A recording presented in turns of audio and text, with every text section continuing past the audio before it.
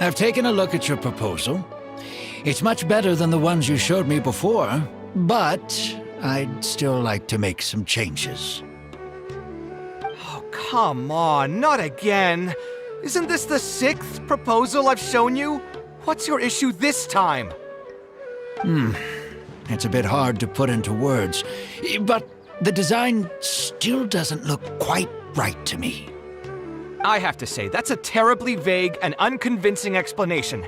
Please enlighten me. What would feel more right to you?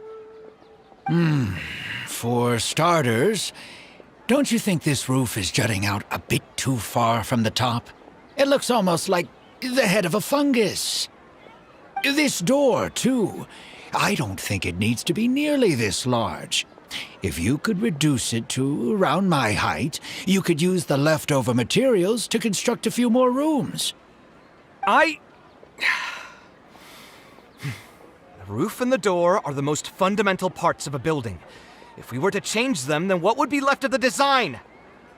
Even if the soul of the building won't be lost, all traces of architectural style would be gone. Anyone with the slightest inkling of architectural knowledge would know to leave them alone. Oh, I understand the principles of what you are saying, of course, but the truth remains that I'm still a bit unhappy with the design as is. Is there anything else that you can do? Oh, actually, I just got an idea.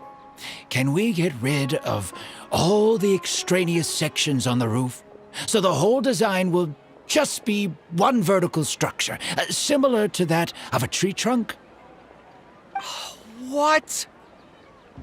Don't architects often say that symmetry makes everything more balanced and pleasing to the eye? This way, the proportions will be completely balanced. I really don't know how you managed to come up with such a ridiculous idea. Wait, don't tell me. Someone hired you specifically to commission me and put me through the ringer? Come to think of it, though, I really don't think I've gotten on anyone's bad side recently. Anyway, that's it. I will not be working on this commission anymore. Goodbye. Maybe you can find yourself some other genius who'll be able to satisfy your demands. Hey, young man, please wait! Oh.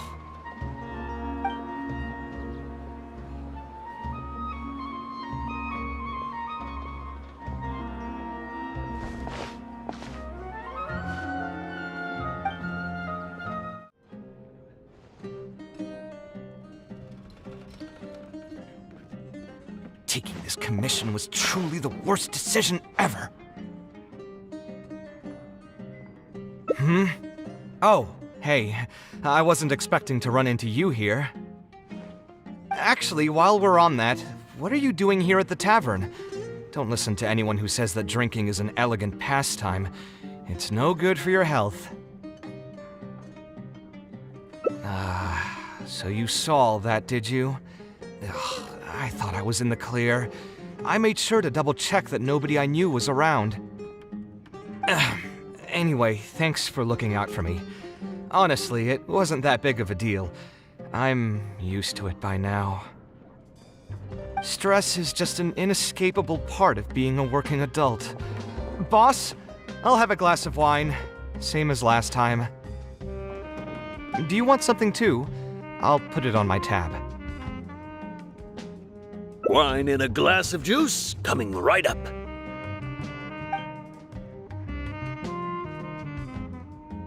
I know you're already keeping a secret from me, but if you could add this one to the list as well, I'd really appreciate it. Arguing with a client is not a good look for me. If word gets out, other potential clients might be afraid to work with me. That guy, though, what was he even going on about? All those ridiculous demands of his? He's just a blabbering fool trying to act like a know-it-all.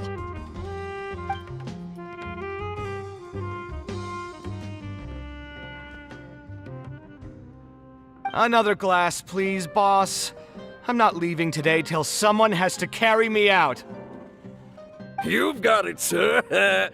I gotta say, though, it almost feels like you're saying that every other day now. It really is every other day that you'd run into a client who knows nothing about construction requirements or architectural style. If this was in the past, I'd never have gone through 6 whole drafts trying to accommodate the client's preferences. But perhaps getting used to this just means that I've grown numb to it. I've worked on so many projects since graduation, and none of them have been approved at the first pass. I would spend a lot of time altering my designs, and by the time the clients were finally satisfied, all my passion and enthusiasm would be gone. It feels like I'm straying further and further from my artistic vision with every change I have to make. I suppose, though, that just sticking to your guns and completely disregarding other people's feedback would also not be a good thing. All of this makes for a real paradox, one that particularly crops up in my work, too. In the end, what is the true meaning of art? Should I see it as a divine gift of inspiration from the gods, or an expression of the light of my own wisdom? Here's your drink. How are you already spouting nonsense after just one glass? Your tolerance is usually much better than that. Boss, what do you think is the meaning of art? The meaning of art? Really, my friend, who in Sumeru understands art better than you? Anyway, I don't know about art, but I do know that I'm interested in business, and some patrons are waiting to be served. So, you'll have to excuse me for now. Just holler if you need anything. What do you think, traveler?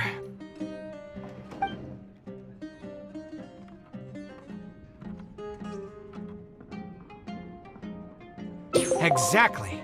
So our thoughts on the meaning of art are rather similar.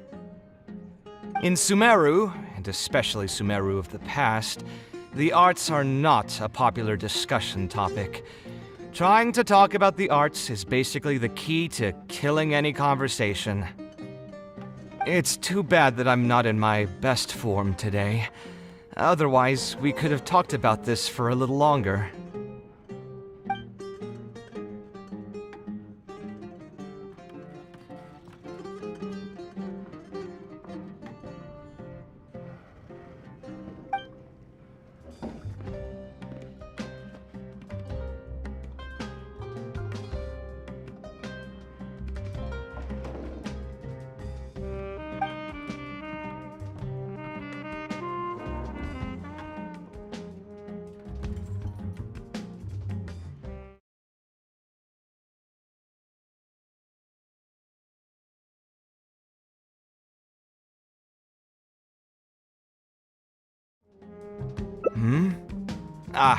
Thanks for offering, but you've seen how he is. He's not going to listen to anything I say. He understands nothing about my design, and all the suggestions he made were as if he just wanted to mock me.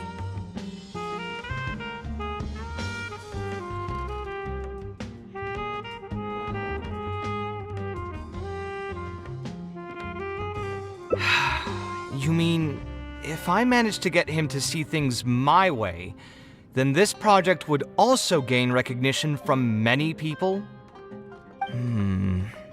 You've got a point. Let's hear him out one more time, then. Time to get going. I know where we'd be able to find the guy. There's no time to waste. The wine can wait until another time. I'll go take care of the bill. Kaveh, what are you doing here? I've changed my mind. I was overreacting earlier. Can we try discussing the project some more? My apologies as well. Now that I think about it, some of my requests were indeed a bit unreasonable. If I choose you to create the design for my project, I should have a bit more faith in your vision. Thank you for understanding. Mutual trust is the basis for good communication.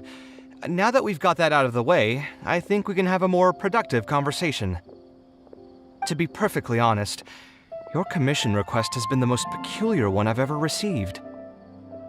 Even now, I still know nothing about the building's intended purpose, All I know is that you want to build something in the desert for public use. I am aware that overly specific requests will restrain the architect's artistic freedom. However, knowing nothing about the intended purpose of the building also means I have no idea if I'm on the right track. I've produced several draft proposals for you to choose from, and you've rejected every single one. If we don't get on the same page, it could be a decade before we can finally break ground on this project. Yes, I've given this some thought already. I think we can go with the general direction of the latest proposal that you just showed me. It's just... Just what? Putting the building design aside, can we get some less expensive materials for the floor tiles? Yeah, I know someone in the business, and the red bricks he sells can go for pretty cheap. The timber here as well. We should be able to find some substitutes. Please give me a moment. My head's starting to hurt again. Just please hold on for a second.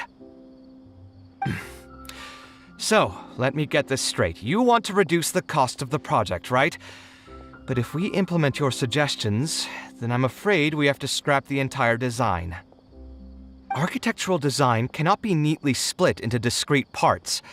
Any change to one part of the design will affect the quality of the whole thing. I decided to utilize high-end timber for this section because the weight-bearing structure requires the supporting materials to be durable and strong. Same with the tiles. Switch them out and the entire mural will have to be redesigned. More importantly, if we make such a change, both its practical functionality and aesthetic value will take a great hit. If all you need is a building with a roof that can keep people dry in the rain, you shouldn't have commissioned me. Many architects would be able to build you one of those while charging far less in commission fees. Actually, Please tell me, are you absolutely sure that there's no room for any changes in this draft of the design? I think the most important thing for me is to understand what you would actually like to get. If you could tell me more about your vision, I might be able to work with the design some more. You are the client, after all. You should have the final say on how the project turns out. I want to build something unique. Something quiet and warm inside. A refuge that can block out the world outside. I want all who enter this building to be able to temporarily forget everything that's going on outside of the building and just focus on their task at hand. That's a bit more information than last time, but it's still extremely vague. To put it another way, every rich person who wants to build a mansion for themselves would request something like this. We've gone through many proposals, and this draft is already the cheapest one. Cutting costs by substituting building materials will not only detract from the overall effect of the building, it also won't save you much more in the grand scheme of things. Thank you for giving it so much thought. Please give me some more time to mull over the budget. I'll get back to you once I've figured out a solution. I still have a few business meetings that I must attend, so I'm afraid I'll have to leave for now. You can just leave the proposal as is. I'll get in touch once I've given it some more thought.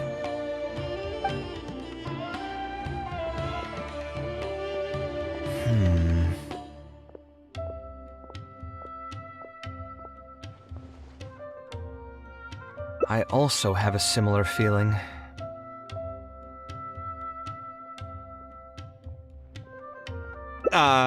Is that really okay? I mean, what he does now is none of our business. He does seem really suspicious, though. He dresses like a rich person, but when you talk to him, he hardly sounds the part. That's actually pretty common. Not all rich people are spendthrifts. Many are just, as if not more, stingy than him. The more mora some people have, the more they love interfering with people's lives. like constantly reminding you to pay back your debts, or hinting every other day that it's time for you to pay rent. Actually, now that I think about it, I'm not even sure this person really wants to work on this project with me. Putting his vague requests aside, he's still finding excuses to procrastinate even when we've decided on a plan. Who knows how long construction will take if he keeps delaying things like this? We should find him again and get some clearer answers. The sooner we can break ground on this, the better.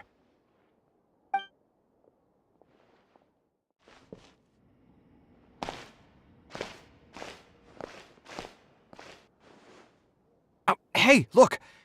Isn't that Badawi? It sure looks like him, but he's dressed completely different now. What is he up to? Didn't I tell you before? I'm not looking for more workers. Plus, aren't you a bit old for physical labor? If something happens to you, I won't be able to pay for it.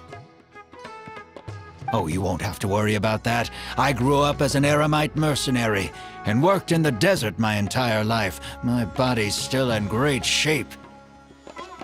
I don't have many talents, but I still have my muscle. If you need someone to unload goods or drive away sumpter beasts, I'm your man. You used to be an eremite mercenary? I know there are a lot of bad apples in our ranks, but most are just trying to make a living. We're not that greedy by nature, and we'll do our best when given a job. Let me think. I'm sorry, but I still can't take you in. I don't have any open positions right now, and don't have the Mora for anything more. How about this? Why don't you try your luck somewhere else? Okay. He used to be a member of the Eremites? Huh. From the way he was dressed, I would have thought he was a merchant from the rainforest. Let's ask him about it.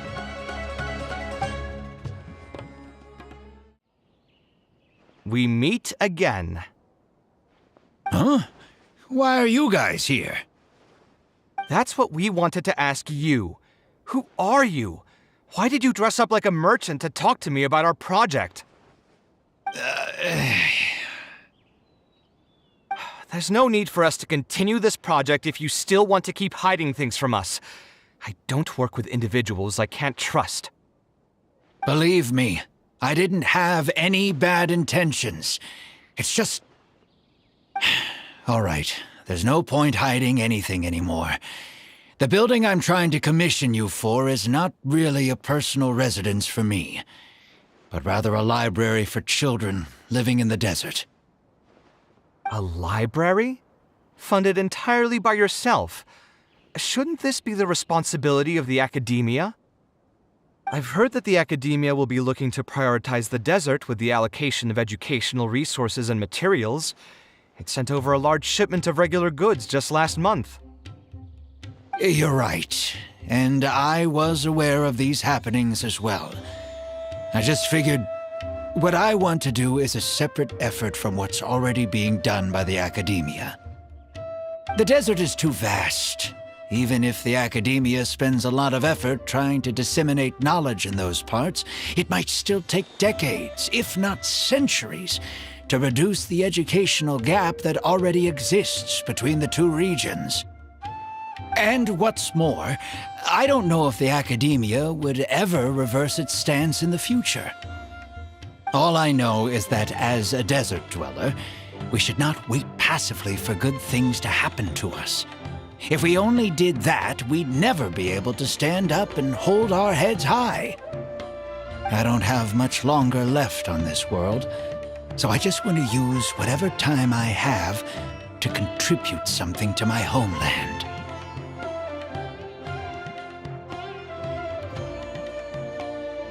I didn't want you to know that I came from the desert. I've lived in the desert my entire life, and there wasn't anyone here that I could trust. I figured I needed as much safety as I could get. To the point that you even disguised your identity? That's certainly taking playing it safe to the next level. Hold on. Don't tell me you've also been scammed before. When I first came to Sumeru City, I brought a lot of Mora, hoping to find an architect that I could work with. Someone agreed to take on the project, and even took a sum of Mora from me, but then disappeared without a trace. After that, I heard that there are a lot of untrustworthy people in this business. Some would run as soon as they've been paid, while others would deliberately use expensive materials and take a cut of the construction funding. I spent a while collecting information in the city, and eventually learned that you're the most famous architect in all of Sumeru. I figured that you wouldn't need to make Mora by scamming people, so I decided to reach out to you. By the way, how did you know I was scammed?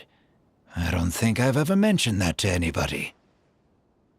Just a hunch. A while ago, I accepted an offer to work on a project in the desert, and was also scammed out of a large sum of Mora. I ran into someone who was living in a pretty run-down house. I noticed a load-bearing wall on the verge of collapse, and suggested that I build a new house for him. He said that he had no way to pay for it, so I loaned him some of my own Mora, and told him to get some stone and timber from the local vendors. Soon after that, I found out that he had gone gambling with all the money, and lost everything, down to the last coin. And after that, he even borrowed Mora from me twice more, using a different excuse each time. I didn't even suspect him of any wrongdoing until he hired a group of mercenaries and tried to ambush me in his own house. According to him, I looked like an easy target because I was an academia scholar who didn't have any family or friends in the desert.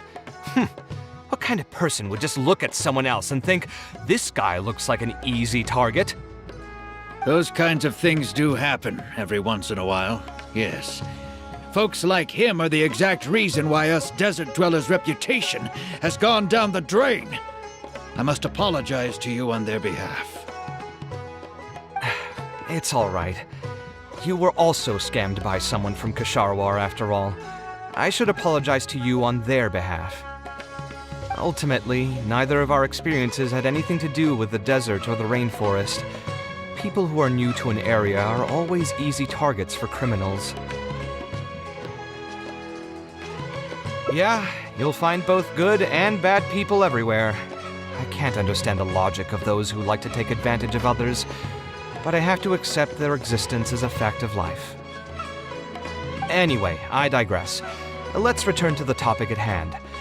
Did you keep rejecting my designs because you thought I was deliberately using expensive materials to take a cut as a middleman? That's what I was afraid of initially, yes. I eventually understood that you weren't out to cheat me. But unfortunately, I still don't have nearly enough Mora to pay for the design you proposed. I've done the math and know that we should be able to make it if we cut some corners.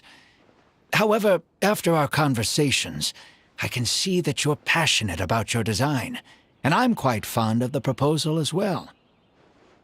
So, I decided to try and see if I can afford your proposal as is. I've been looking for work every day, and in another month, I should be able to cobble together enough Mora to meet the budget. By cobble together, you mean you're going to spend your entire life savings on this project? But then, what will you do if something unexpected comes up, and you find yourself stuck with no emergency fund? To be honest, I haven't really thought about that. I mean, when you've lived to be my age and something happens, you can't really call it unexpected anymore. All I want is to build this library before I leave this world, so that the children of the future would have some books to read, and the desert dwellers would be able to learn their letters and pick up some practical knowledge. A while ago, I heard that the academia had decided to recruit a number of exceptional children from the desert. Of course, this is welcomed news. But as someone who's spent their entire life in the desert, I still have a few concerns. I know the desert life and can predict what the problems will be. Many children from the desert have had neither the interest nor the proper environment to learn. So even if the academia would take them in, once they enter the halls, they might find themselves surrounded by other children who look and act very differently from them. And as a result, they might become socially isolated. Yes, I can imagine that. My father passed away at an early age. Even though I had a good number of friends during my years at the academia, for some time I still sensed many critical looks in my direction. I'm sure a child coming all the way from the desert will have an even harder time. But let's bring this back to the building itself. I think you said that you want this building to be quiet and warm, with its doors serving as a solid barrier to block out the sound and fury outside, and allow one to focus on the book in their hands. Building it according to the current plan will be quite costly. Even if I don't charge you any commission fees, I don't think we'd be able to keep it under your budget. Any ideas on what we can do?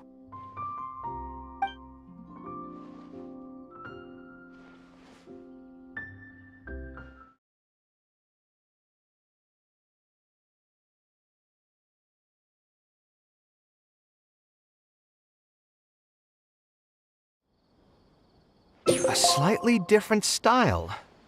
Give me a minute. Most architects would probably prioritize cutting costs and removing extra features in this situation. Indeed, converting the building into a simple bungalow would solve most of our problems. However, I do not think this would be the best solution. While it's true that the aesthetic value of a building is often viewed as an afterthought, neglecting it has some long-term negative consequences. It is especially undesirable in this situation, as the library will serve a high number of children, many of whom would have never been exposed to structures that may be considered elegant or beautiful. To completely give up on the more aesthetic design would mean stripping the children of an opportunity to appreciate the beauty of architecture. I share Badawi's sentiments in wanting to preserve a more complex design. However, if we can reduce the ornate aspects of the design while maintaining its fundamental elegance, which is to say we won't touch the arches and stone pillars but make changes elsewhere, this is definitely a first. To make up for the loss of regular details, we would need to put a lot of extra effort into the layout, lines, and color. I see. Would that really be okay? It just increases the difficulty of the design. You should feel lucky that out of all the architects in the city, you chose to approach me. Most of the others would have given up on this project by now. As for inspiration, I think I might have something in mind, but I'd need to visit the site to make sure. Where do you want this place to be built? Tell me the exact location. Aru Village. Although it wasn't my childhood home, I think it'll be the best site for such a building. Okay, then we can pay a visit to Aru Village. Is there something I can do for you? I've already caused you a lot of trouble before, and now you're revising the design again because of me. Which draft are we even on now? It's making me feel terribly guilty. Let me think. You said you used to be an Eremite mercenary, right? In that case, you could help us clear out some monsters that are blocking the way to Aru Village. We want to keep the roads clear, and reduce the loss of materials during transport to a minimum. If everything goes well, that'll help us save some Mora. All right, just leave it to me. If there's anything I'm good at, it's clearing out monsters. What are you waiting for, then? Let's pack up and get ready to go. Most materials going from Caravan Ribat to Aru Village would pass through here. There are a lot of monsters out here today. If you find it hard to keep up, just let us know. Oh, don't worry about me. This is nothing. I'll be careful, though, and you should do the same.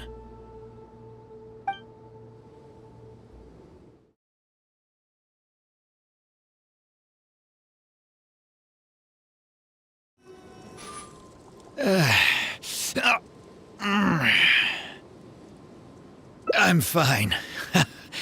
I've spent my entire life fighting these kinds of monsters in the desert, after all.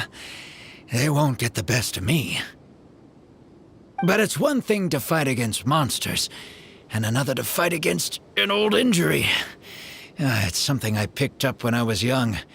There were many fights between mercenary brigades back then, and one day someone stabbed me in the back. I didn't think much of it back then, but with age, it's caught up to me. Few mercenaries get to enjoy their later years. Failing health tends to take the joy out of reputation and wealth, and many mercenaries never even made much of the latter to begin with. Is there someone you know who can help to look after you? Unfortunately, no. My wife passed away at an early age, and I don't have any children. Sometimes I'd close my eyes and realize most of my life story has already been written. I have many regrets about my past, but at the same time I also know that there were never many options for me in the first place. I joined the Eremites when I was young, and won many battles with them. My survival was more a matter of luck than actual ability. If at all possible, I want future children of the desert to have some more options in life. I don't want them to turn out like me. My apologies. The older we get, the more we tend to ramble. Seems like we've already cleared out most of the monsters. Let's hurry over to Aru Village.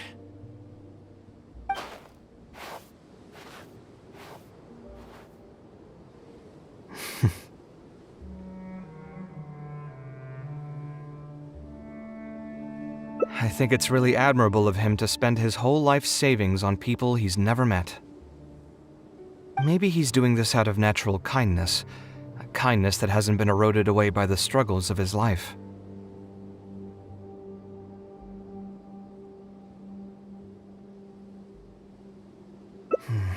Perhaps. To clarify, though, I don't think I'm quite the same. Some people call me an idealist. I do have some sentiments of that general persuasion, such as wanting everyone to be able to lead a happy life. But my situation is more complex than that.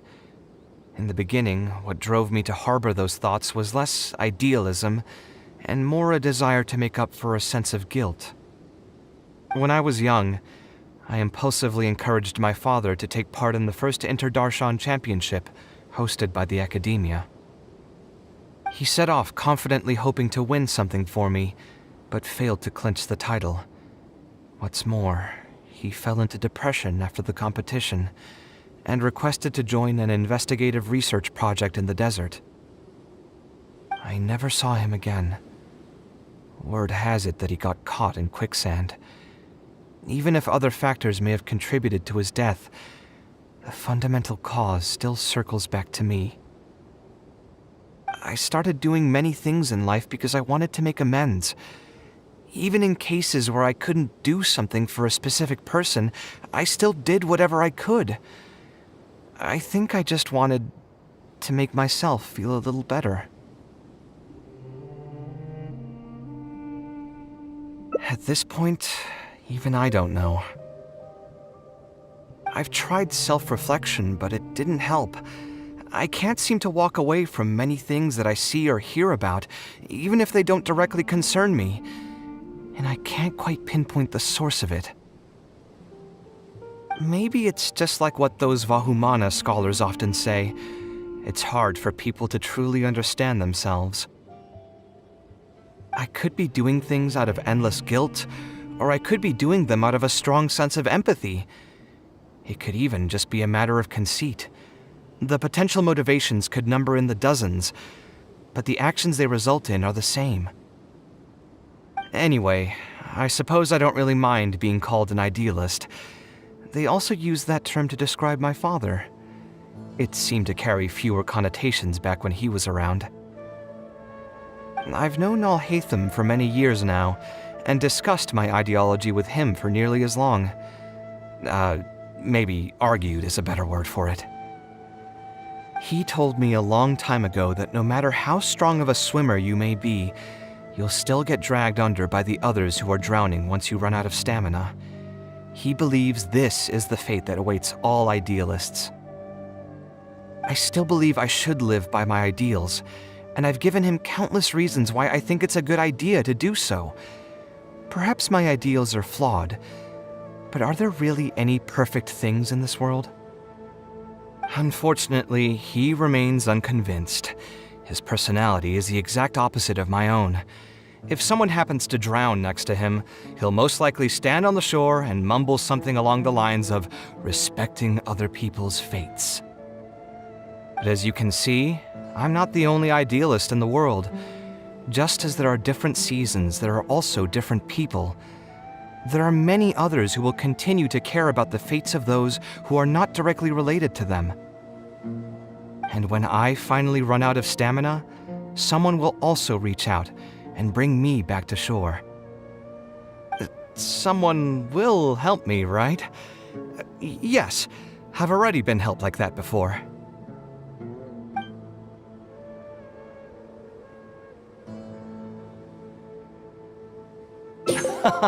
But you've helped me plenty already. If you didn't reach out to me, I would probably be passed out on the tavern table right now instead of talking with Badawi. Either way, I'm feeling much better than when you first found me at the tavern. I can feel inspiration already welling up inside of me. Maybe this will be just the opportunity I needed to create a whole new style. All right, let's head to Aru Village.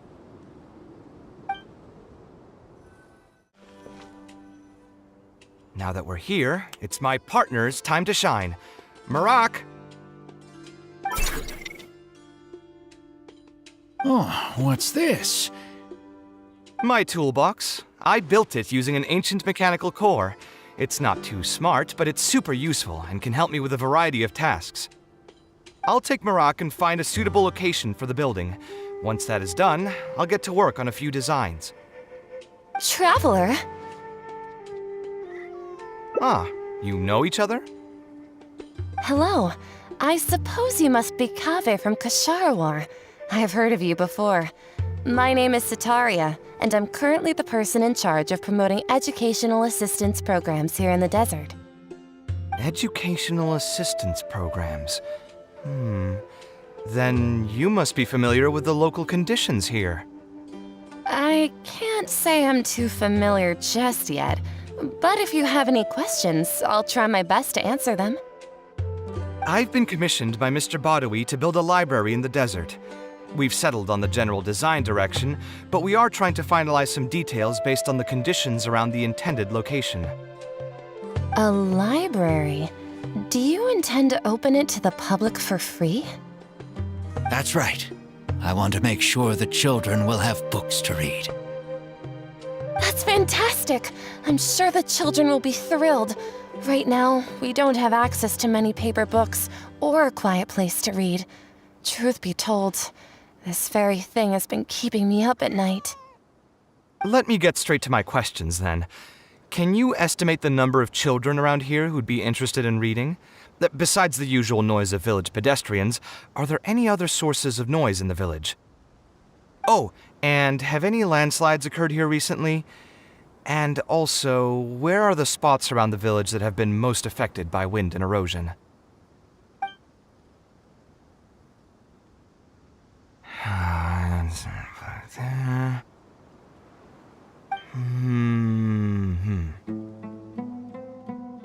All right, that should be everything.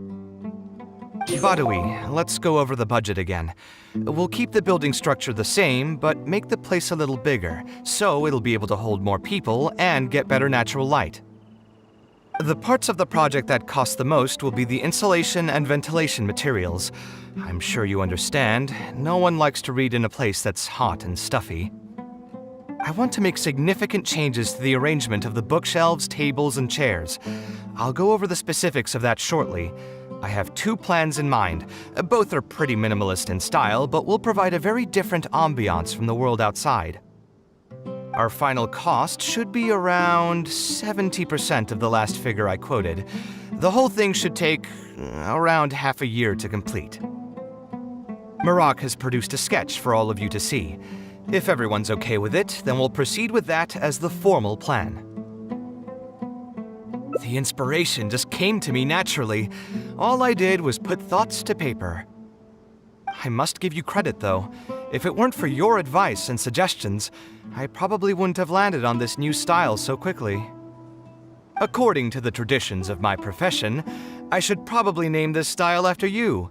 Let's call it the Traveler style. In the meantime, let's look forward to the day when this building is completed and can finally open its doors.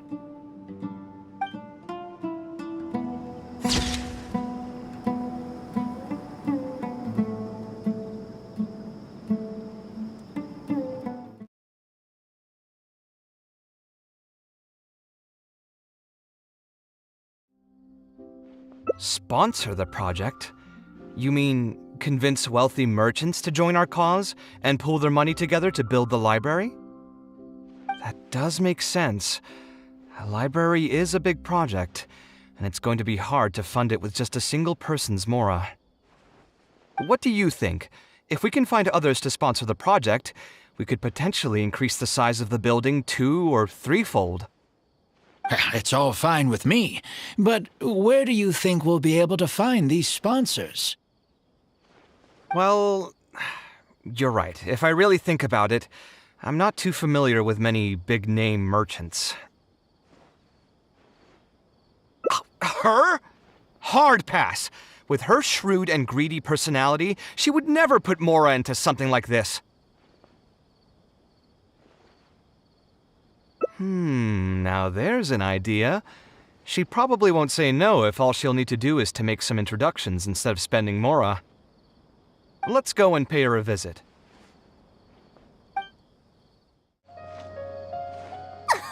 Oh, now here are some unexpected guests. What brings you to the Palace of Alcazar's? When I saw Kaveh, I almost thought it must be that time of month again. Sadly for me, I must wait a few more days before I can collect my shiny Mora. Hey, can't you think of something else for a change? You are literally living in an objet d'art, and yet your mind is still fixated on nothing but Mora? What is the point of wealth, anyway? Is your happiness entirely dependent on your hoard of cold, emotionless Mora? That's exactly right. Mora is extremely valuable, you see.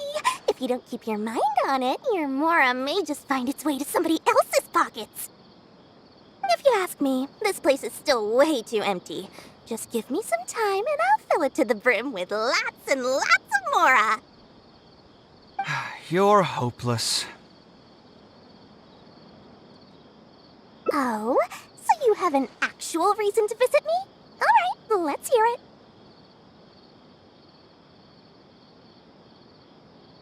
Merchants? Why? Is there some kind of business opportunity?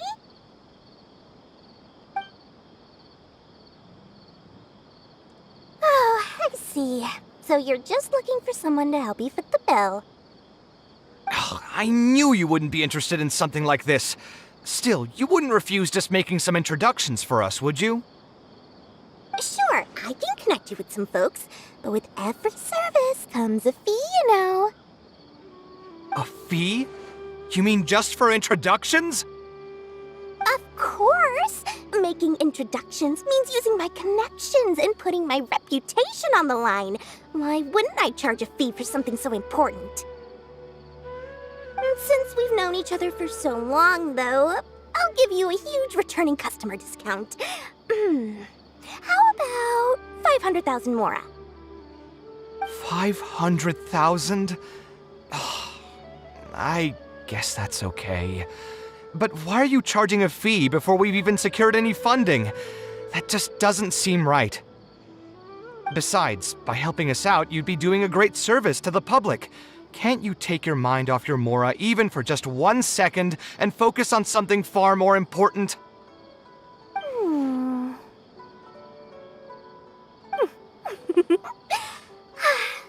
Very well. Since you're so passionate about this project, I'll help you out and waive the introduction fees. 3 of my business partners came by earlier today to discuss some things with me, and they still haven't left yet.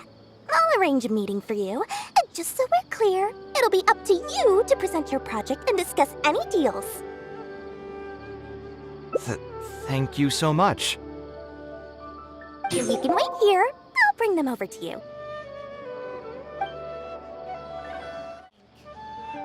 Dory gave us a brief introduction about the two of you. You are Kaveh, the renowned architect, and you are the traveler. Practically all of Teyvat has heard of you by now.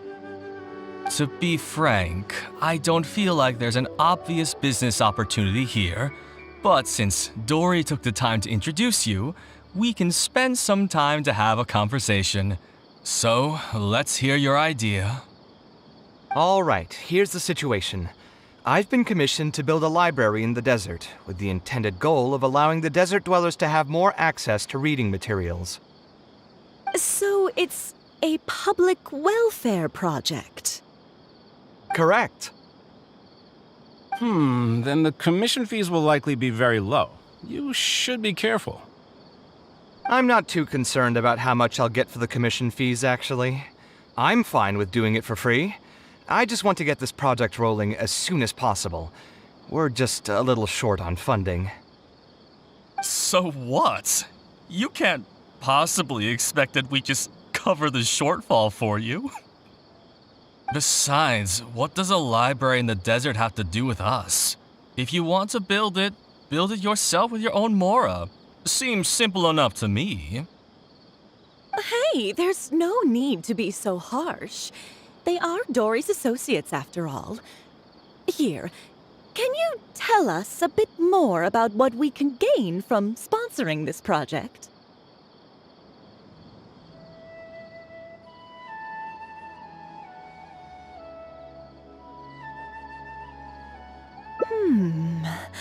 So we'd mostly be doing it for reputation and exposure? There is some value to that. It could make doing business in the desert a bit easier. Well, just speaking for myself, I've got nothing in the desert. I also have a concern. It feels like there's not much to profit from in the short term. But in the long term, the reputation gain also doesn't sound like it'd offset the cost of the sponsorship. Then how about this? What if, instead of building a single library, we commit to an entire complex of buildings dedicated to culture and education? Wouldn't that just cost more? Yes, but in that case... Mr. Kaveh, please tell us what you have in mind. I'll just give an example. If we were to build a library and a school near Aru Village, then the desert dwellers would gradually begin to migrate towards the area. A whole suite of buildings will be able to host more traffic, and thus drive the economic development of the entire area. In turn, that would lead to direct business opportunities. I've been to the desert several times. Although there are still many lingering tensions between the two regions, the amount of interaction has been steadily increasing, and in the long term, the desert will only become more and more important to Sumeru. You do have a point. Education in the desert is indeed an industry that has not been tapped into. If we can be the first to place stakes in the area. And you just believe anything he tells you? Even the greenest amateurs know that urban planning will affect population flow. If you don't believe me, you can ask anyone on the street to confirm it to you. You...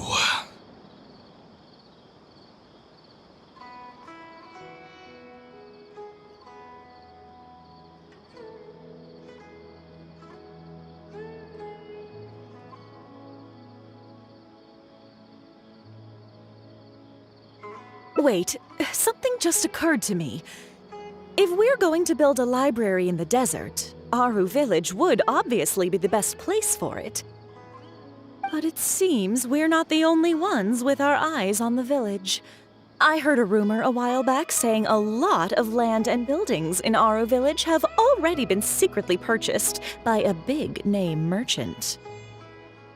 What? What?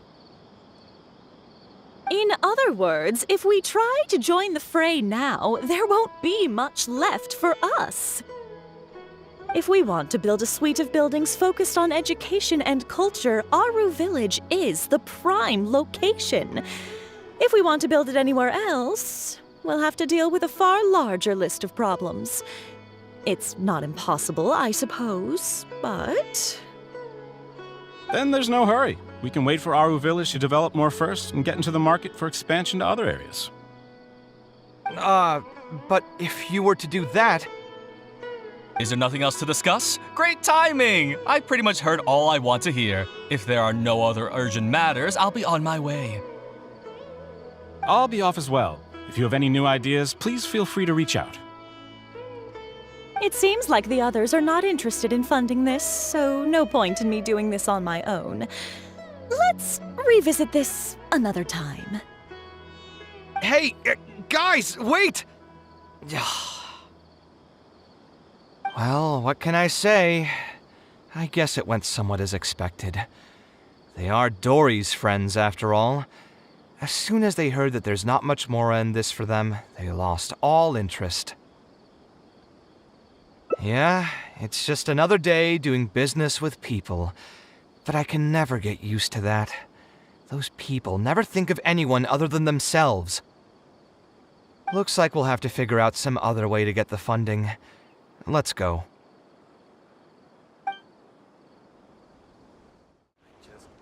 Oh, where did all that passion go from earlier, I take it you weren't able to find a sponsor for your project? Please don't tell me that you're here to mock us. What kind of person do you take me for? Would the kind and generous Lord Sangama Bay really do such a thing? I will say, though, I more or less expected this outcome even before I introduced them to you. You can try to talk up the project all you want, but the facts will remain the same. This project is high investment with slow returns. No sane person would put their money into this. But this isn't just a business project, right? Also, if you already knew no one would want to partner with us, why did you still try to charge me 500,000 mora? You scammer! You might want to remember who your creditor is before you start talking like that, Kaveh. I'll pay back every last coin that I still owe you, but that's a completely different matter. Alright, since you're so devastated about this, I'll set you up for dinner with another big-name merchant. In fact, I'll be inviting the most famous merchant in all of Sumeru, so I'll be counting on your performance. What? Really? I would like to sincerely apologize for my attitude just now. So, where would we be meeting this merchant? Follow me. Oh, I suppose both of you can come.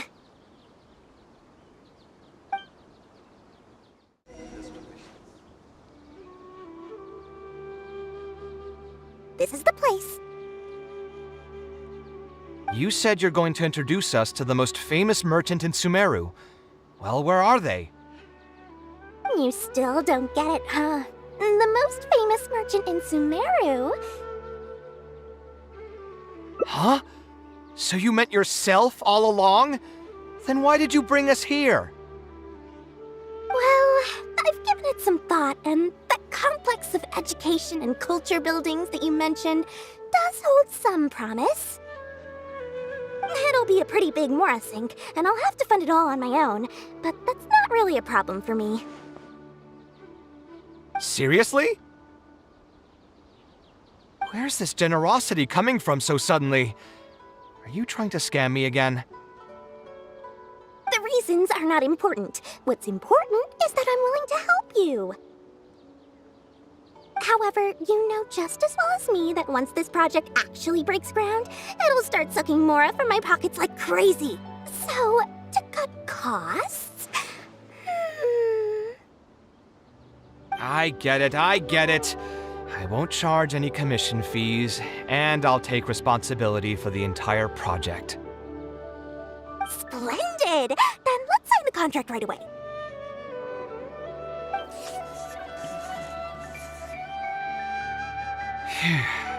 This way, the children of the desert will have some books to read. Their lives should improve a bit after this. Of course, there are a few things better than using my knowledge to help other people change their fates. I must thank you as well, Dory. I used to say you only cared about Mora, which might have been some prejudice on my part. Sorry for that. I will also try to pay back my debts as soon as possible. Now, let's have a quick discussion. Where would you want the library to be built? That will be the most important building. There's no rush. I'll provide you with a copy of the deed when we get back. You can just use the address on the document to find the lot. Huh? The deed? So hold on a sec. The person who has been buying up everything around Aru Village was you all along? Oh my, did I not tell you about that? Yep, yours truly has been buying up all the land. I must thank you for bringing your ideas to me. Before our conversation, I had no idea what to build on all those lots. So, from my perspective, this has been a great turn of events. I didn't put much in and easily got a lot in return. But what about my commission fees? Huh? Didn't you waive those yourself? I was just gonna say that to cut costs. We mustn't procrastinate and should start construction as soon as possible. But before I could finish my sentence, you volunteered to waive your commission fees and even promised to take responsibility for the whole project from start to finish. I'm so touched, really. It's obvious that you used every trick in the book to deceive me. You deliberately paused for a long time while talking about the project and kept glancing at me with that menacing look in your eyes. Huh? You really think so? Well, the contract's already been signed, so there's no point in dwelling on the details. You know what? I'll pay for tonight's dinner. Fine, I'll drop the argument on the commission fees. But since you said you're paying for dinner, I'm going to order the best dishes and booze this place has to offer, and lots of it. Tonight, we're feasting until I've recouped my full commission fees.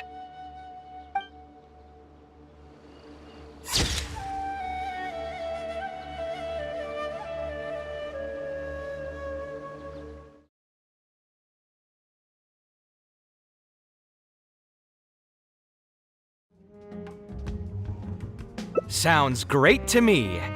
I don't even want to think about this project anymore. But what should we do? It's probably not a good idea to just drink until I pass out here.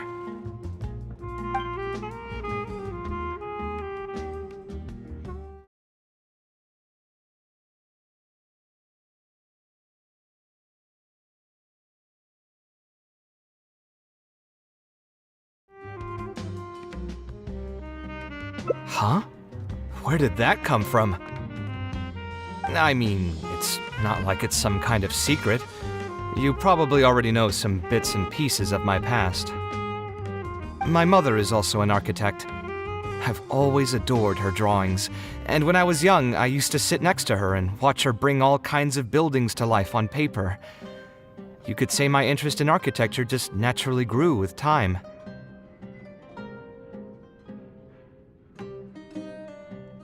Perhaps.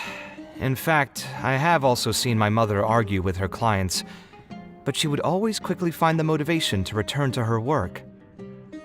Unfortunately, I've barely had any contact with her since she remarried and moved abroad.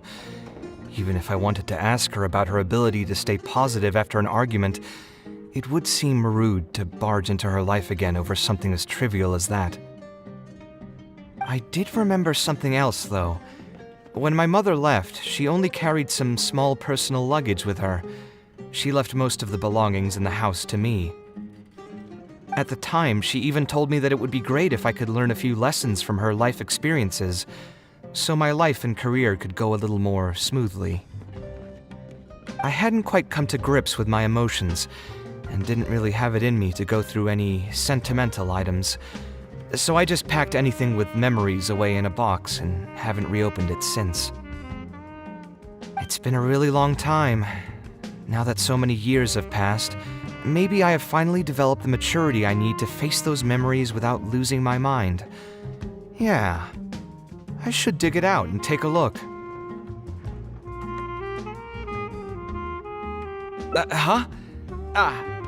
Sorry, I've had too much to drink and wasn't thinking clearly.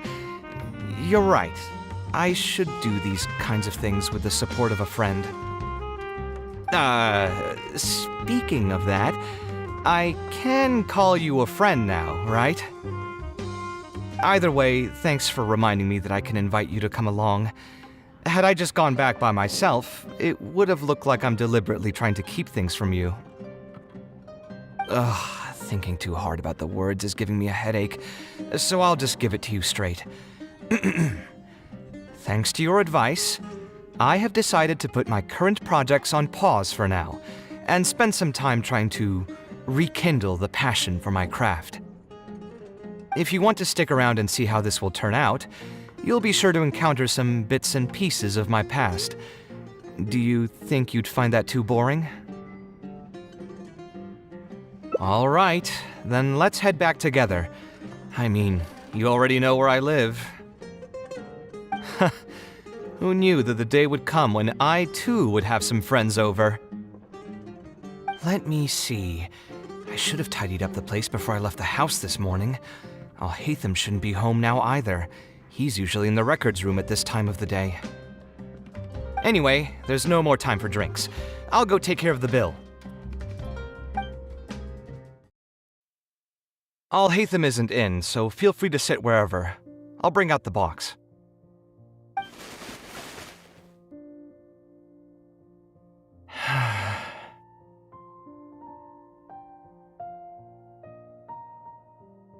Oh, nothing. I just didn't realize how much time had passed. The box is pretty dusty, which means it's already been a while since I've moved into this place, and many years since my mother moved to Fontaine. I'm happy for her. I hope she'll be able to find happiness there. She raised me all by herself after my father passed away. It definitely wasn't easy for her. Anyway, enough about that. Let's see what I packed into this box. What are all these things?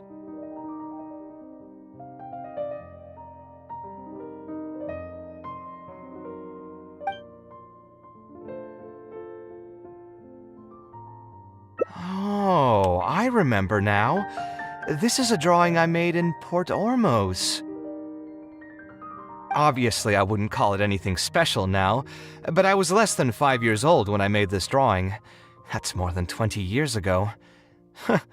You could say it's pretty good for a child of that age. Now that I've said that out loud, I suppose I do have some level of artistic talent, right? Criticism and self-doubt have always been a part of the artistic process. Without criticism, there can be no improvement. It's normal for me to question my abilities from time to time. I admit that I may have spent a little too long questioning myself this time around, but as you know, the heart tends to dwell on whatever it pleases. Anyway, never mind. The more I talk about it, the less confident I feel. Let's see what else we have in the box. My building blocks! It's been years since I've last seen these. When I was a kid, I used to stack them super high, and could even stabilize the tower to keep it from tumbling over. Oh, and this blueprint. I made it by copying my mother's sketch, and the aspect ratio was horrendous. It's still technically the first blueprint I made myself, though. I was super proud of myself when I finished it, and put it in the same pile as my mother's sketches, hoping she'd notice and compliment me for my good work. Unfortunately, my mother didn't realize that I had put it there. When she had a meeting with a client the next day, she handed my blueprint to him by mistake, The client was completely confused by this new blueprint, but apparently he felt too tongue-tied to question such a famous architect. It was only a few days later that he finally gathered up the courage to pay my mother a visit. He asked, "The door in this blueprint is even taller than the roof. Is this supposed to be part of the design?" My mother took me with her to personally apologize to the client several times. She didn't scold me about it in private, though. Instead, she went over all the steps required to draw a good blueprint and was very patient throughout the whole process. I still remember it like it was yesterday. Let's see, is there anything else left in this box? Huh. What was this again?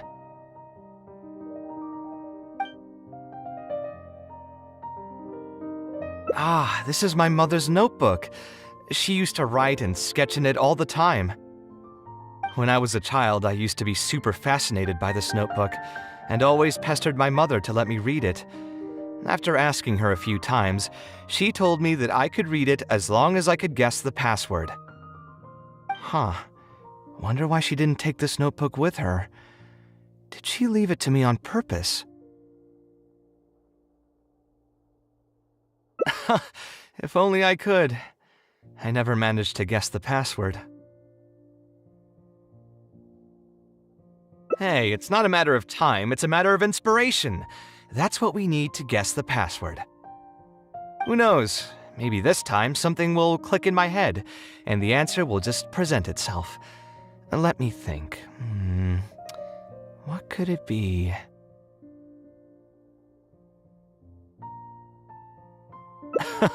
I could tell what you were thinking.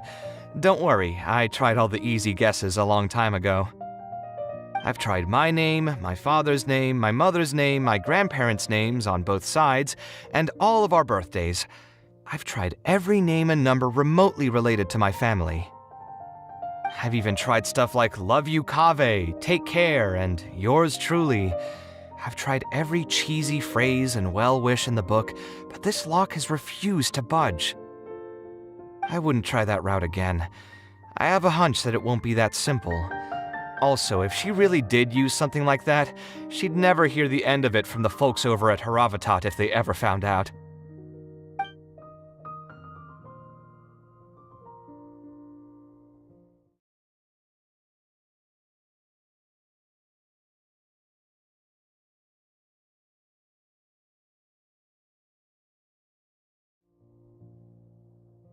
So we could find someone who was close to my mother and see if they might know anything?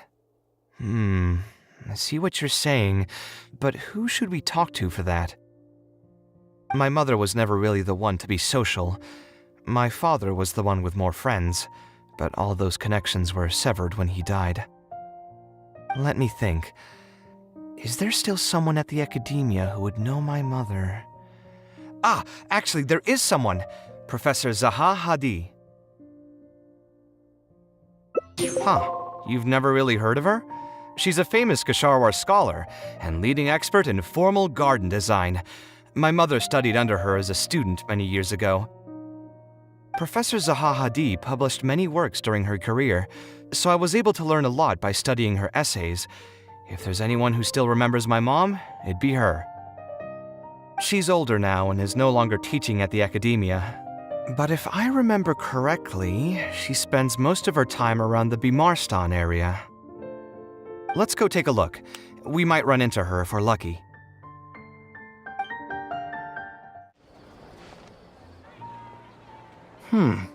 What am I supposed to do now?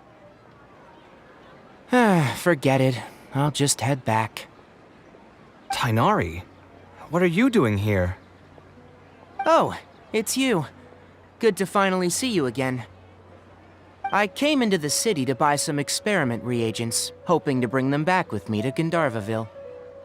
But as soon as I got here, I noticed someone banging on Cyrus's door. You've all heard of Cyrus, right?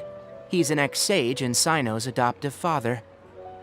I was thinking about going over to ask what's happening. That granny over there may appear old and frail, but her vocal cords certainly sound loud and healthy as ever. Granny? Yeah, she's just over there. You can go check out the situation yourselves in a moment. Kaveh, were you at the tavern? I had a quick drink or two.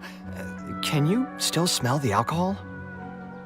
Drinking in broad daylight. Really? You want to pass out by the road and get run over by a sumpter beast like some mindless fungus, huh? And you, traveler? You didn't try to stop him?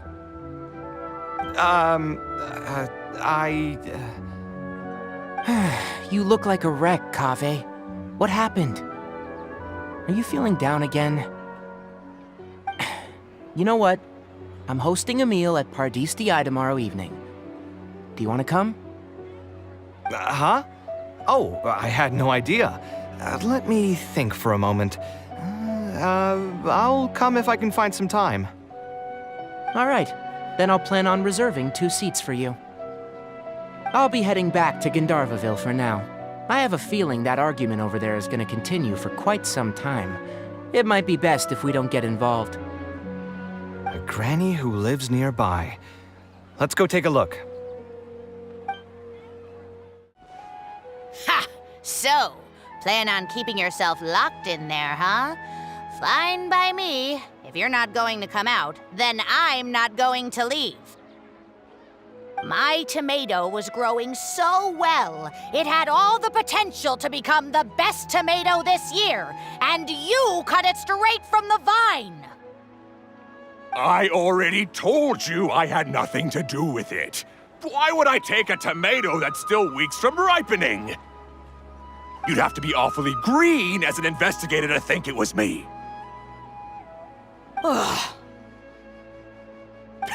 You see, the word green here can refer to both the color of the tomato and the fact that your skills could use some. Enough nonsense! Just come out and face me, you coward! You're out of your mind. If I've actually done something wrong, then get a mantra and pull me out by force, why don't ya? Oh, why you? Professor Zahahadi? And who are you? Oh, Kaveh.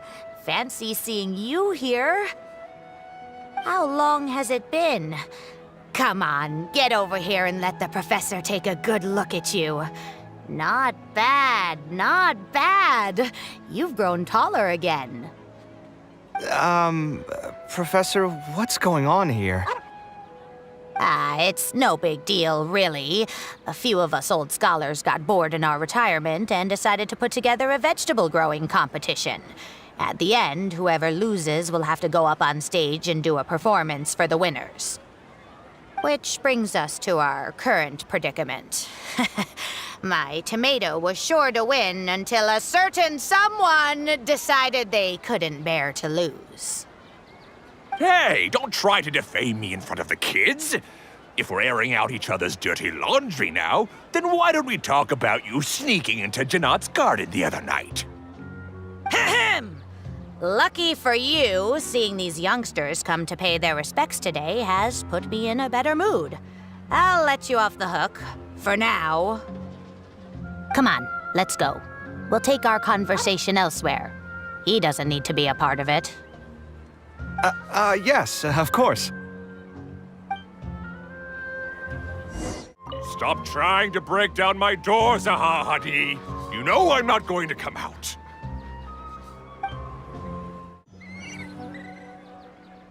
Is Faranak still doing well? Yes, as far as I know. She left for Fontaine some time ago and started a new life for herself. She's still doing work related to architecture, though. Ah, yes. I did hear about that. Did that upset you at all? No, not at all. She's already sacrificed a lot raising me as a single mother. That's good to hear. Your mother did struggle quite a bit those few years. It's probably a good thing that she found a new place to call home. Sometimes I wonder if things were harder for her because she was so beautiful. People were always drawn to her beauty first, only to realize she had a sensitive and vulnerable heart underneath. She was still quite young when she first joined my class as a student. Beautiful and radiant with her golden hair, yet quiet and single-minded. She seemed like a lass from some aristocratic house who was seeing the outside world for the first time. She had to make a lot of drastic changes in her life to raise you on her own. Even during her time in the academia, she was a thorough perfectionist. If she was unsatisfied with something she had made, she'd insist on redoing it, even if I was perfectly happy with it. She had many admirers, and they'd always fill up the first few rows of seats, hoping they could get closer to her sitting in the first row. If it were any of my other classes, you'd have found nobody sitting in the front. But every time I saw her, she was always in that same rigid pose. She'd have one hand on her forehead with the other clutching her pencil. Her eyebrows would be knitted in a frown as she concentrated on the blueprint in front of her. I'm sure she had many difficult moments in her life. How did she cope with the stress? I'm not too sure. She never talked about such things with me. She rarely opened up to other people, you know. I do remember one time, though, when she got into a heated argument with a friend. She said something I found very memorable. She said, "True art cannot be understood, but as an artist, I wish some people could understand its meaning and value." If you ask me, that's probably the greatest source of pain for geniuses of their craft. It's extremely hard for them to find someone who can truly understand their ideas. So that's how it is. I wonder if the password could be... I tried both just now. Seems those aren't it either. What are you trying to do? My mother left her notebook to me, but it has a password and I haven't figured out what it is yet. I'm trying to learn more about her so I'd have a better chance at cracking the code. Thank you for all that you told us. It's the least I can do. Talking to youngsters like yourself makes me feel younger too. Honestly, looking at you now, I can see how much you resemble her. It's almost as if she's standing right in front of me again. Your personalities are quite alike, too. You're both stubborn and both a little awkward. Of course, I'm sure the similarities are mostly superficial. But so long as you continue to harbor those traits, you'll find a lot of difficulties in your work. I've taught a lot of students over my career, and in my experience, very few genius architects of Ksharawar ever found happiness for themselves. They would know exactly what they want to express and fight for it tooth and nail, which inevitably led to arguments with their clients. Some clients would choose to respect the architect's vision or just let the argument go because of the architect's reputation, but those are the rare ones. When Farnak first graduated, she was getting into arguments with her clients nearly every single day. I think it only got a little better when she met your father. I see. But wasn't my father from Ratawahist? Could he understand the designs my mother made? No, I think they were probably beyond him, too. But despite that, he still stayed next to her, listening to her joys and sharing in her sorrows. Farnak had many admirers, but she ended up choosing your father. His support probably played a part in that decision. So instead of understanding, perhaps all we need is just companionship. Huh. It worked. Oh, was that the right password? Yes! Then you should be on your way, child. Find a quiet place and see what she wanted to say to you. Being the awkward person that she is, I suppose there were many things that Faranet could never say out loud. Instead, she probably left them in her diary, hoping that they would make their way to you one day. If you're ever in a mood to chat again, just come and find me here. You're always welcome to discuss architecture topics with me as well. Thank you so much, Professor. There's no need to be so formal. I'll let you kids go. It's time for me to take another stroll around the vegetable garden. I wonder what my mother could have written about.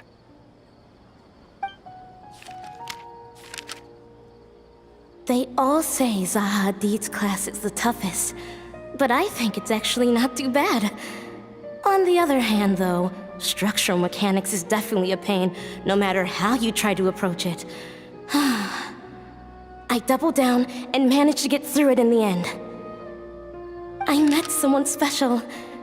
At first, I didn't think much of him, but now, I feel very happy whenever I get to spend time with him. We decided to name our son Kaveh. I don't think a younger me would have ever imagined forming such an intimate bond with another person. Back then, I lived only in the shadow of myself, as well as that of the dream in my heart. The bad news came. And even though it's been several days now, I still can't bring myself to come to terms with what happened. My eyes are so swollen it's hard to see. What if they're all lying to me? And this is just a long, cruel dream.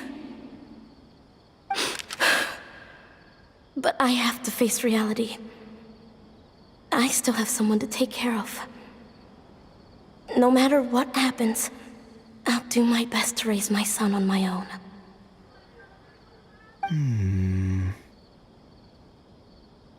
Huh? Is this a drawing? Seems like it was done by my mother.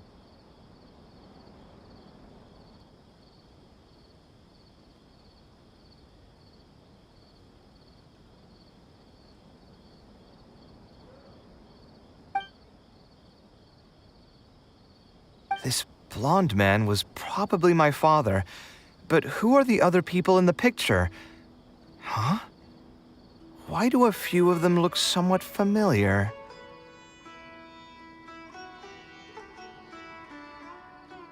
From the dates in the notebook, she probably drew this more than 30 years ago. I hadn't even been born yet. Maybe we were thinking too much. Oh! There are a few lines written in the diary about this as well.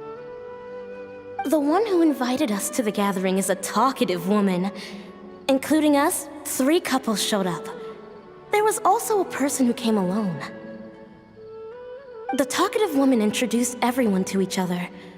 She spoke really quickly, so I couldn't quite catch everything she said, but I also didn't feel like asking her to repeat herself. My husband seems to be friends with the man with long ears. I couldn't really join their conversation, so I've resigned myself to sitting in a corner and drawing in my notebook. I don't think I'd be able to become friends with any of these people, especially that stiff-looking couple. That man is certainly very handsome, but he would constantly alternate between disjointed and serious ways of talking. His wife is a bit more bearable.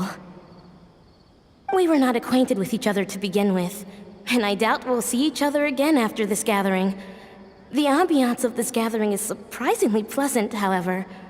Talking to people can allow us to find some peace after a long day. Maybe my son will also partake in these gatherings in the future. I hope he'll be able to make many friends. Who would have thought my mother used to attend that kind of thing? It seemed she was only good at talking about her own work, and found it difficult to join into other conversations. As a result, she often kept to herself and would be off to the side, drawing. There's more written on the back. Oh, it seems like it was written to me. Kaveh. I was both overjoyed and distressed when I learned of your decision to continue your studies in Kasharwar. You are very talented, and I am confident that you will become an architect of much acclaim. However, the more talented you are as an artist, the more misery and anguish you may encounter. No one will be able to help you during your journey as an artist. But outside of your life as a creator, you can learn to form connections with other people and enjoy many other things in life. It's the only way to alleviate your suffering. Whenever you feel down, seek out a friend to sit and have a chat. You can accumulate joy and fulfillment by spending time with them. The positive feelings you gain will get you through the long and difficult years. Never forget that companionship is the most important thing of all. So that's the answer she prepared for me. She really thought long and hard about me and my future. Well, now that I've read her words, do you think I should accept Tainari's invite and attend that dinner at Pardis Di?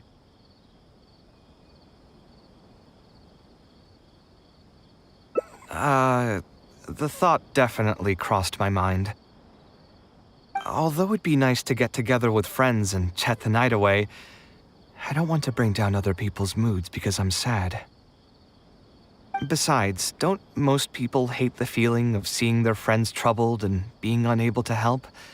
And what's worse, nearly all of my problems can't be easily resolved with some encouraging words or gesture. And don't forget, I'm also older than all of them. As their senior, I should appear to be a bit more responsible.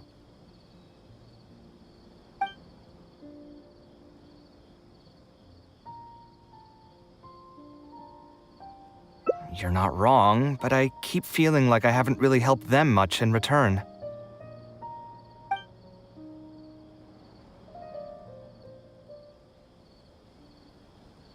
Wait, do you mean it? You're not making fun of me, are you? I've gotten so used to sarcasm that I can't tell what's genuinely a compliment anymore. Wait, by fun, did you mean... You know what? I'm not going to overthink it. I'll see you tomorrow at Pardis Di.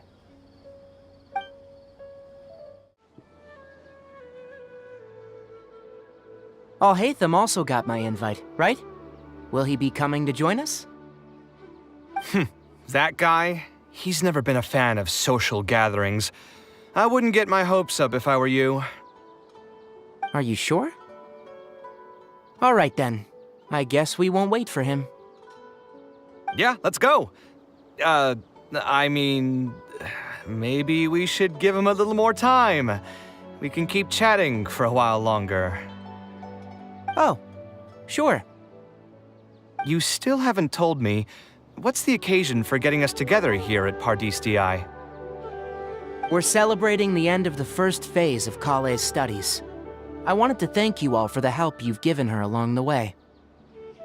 Then where's Kaveh? She said she wanted to show everyone a bit of what she's learned, so she's still doing some last-minute prep at home. She'll be here shortly.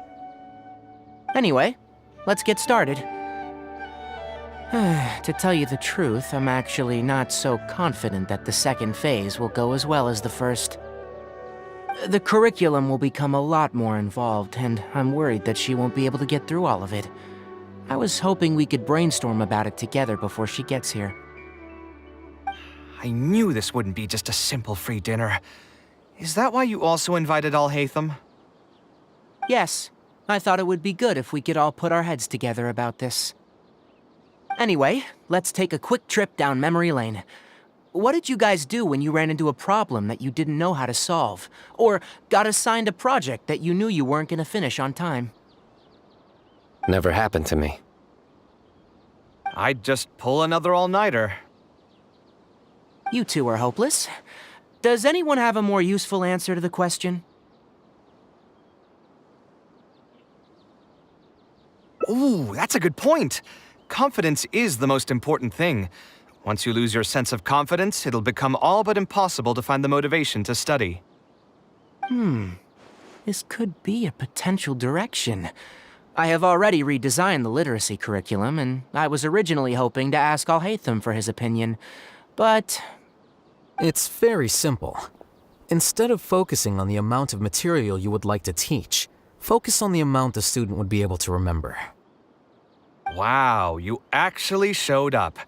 I could probably count the number of times you've actually come to gatherings like this on just one hand. It's still more than the number of times you've managed to get a proposal approved on the first try. As long as you're still aware. So, what made the difference this time? Are you looking to drink your sorrows away with some friends? That's your purpose for being here, not mine. Don't project your ways of thinking onto me. So you're saying the only reason you came is to help Tainari with his brainstorming? Precisely. Kaveh will have a long road in front of her. Hey, just to get one thing clear. Even if Kaveh manages to make her way to the academia, we cannot let her enroll in her avatat. Kasharawar is obviously the best choice for her. She's been a trainee forest ranger for so long, she'll definitely be good with her hands. What are you saying? Spawn Tamad is the better choice. It's where I graduated from, after all. Then what about Amorta? That's the Darshan her master actually graduated from. There are only 2 other Darshans left. We might as well select all of them on her enrollment application.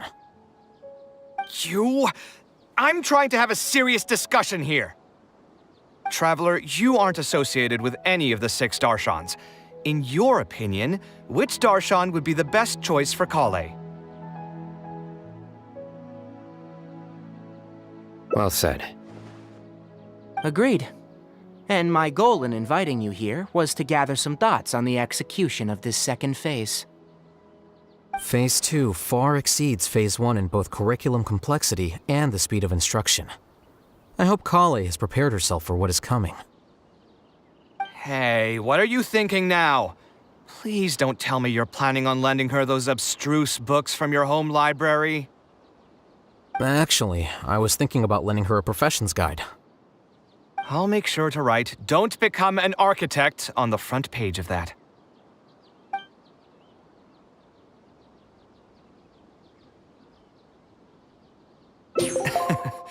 You're right, I can't deny that.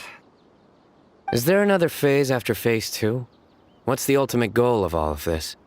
Are we trying to prepare her for a job in the academia?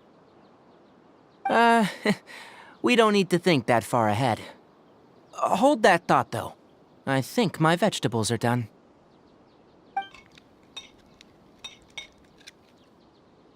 I'm telling you, that client had no idea what he was talking about. No matter what I did, he had something bad to say about it. Have you considered finding another client? They're all the same. I haven't had a good night's sleep for months now. Who do they think they are, ordering me to alter my design over and over again just because they have some Mora? It's too late now to change careers. You might as well try to find some joy in the pain.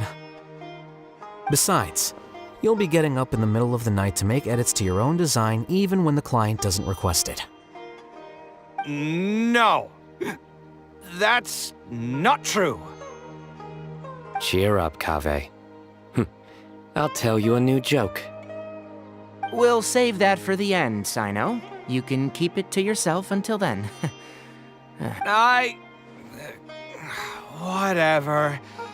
I'm not going to use my brain anymore. Let's drink tonight to our heart's content.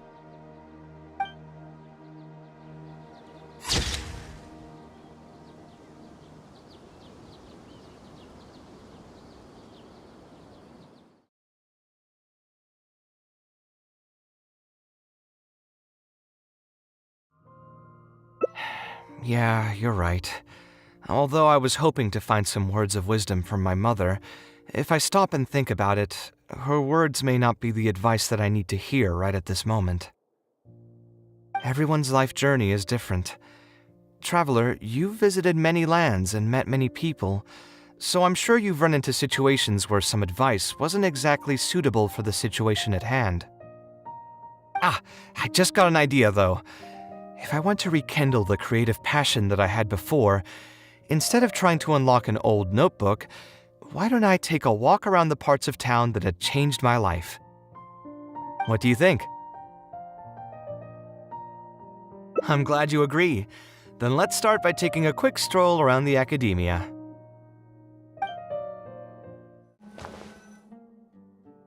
Of all the places in the academia, I remember this one most. When my studies got busy, I used to pull all-nighters here trying to finish my blueprints.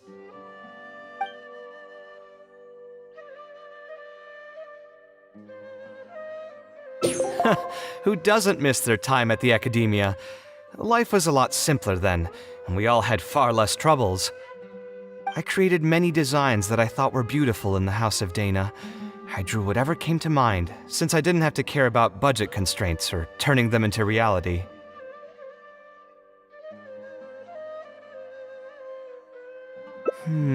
If I had to give a reason, it'd probably be because I like the ambiance here. The academia also had a rule that allowed scholars to annotate any physical books they came across. As a result, the books here are chock full of scholars' wisdom across many generations.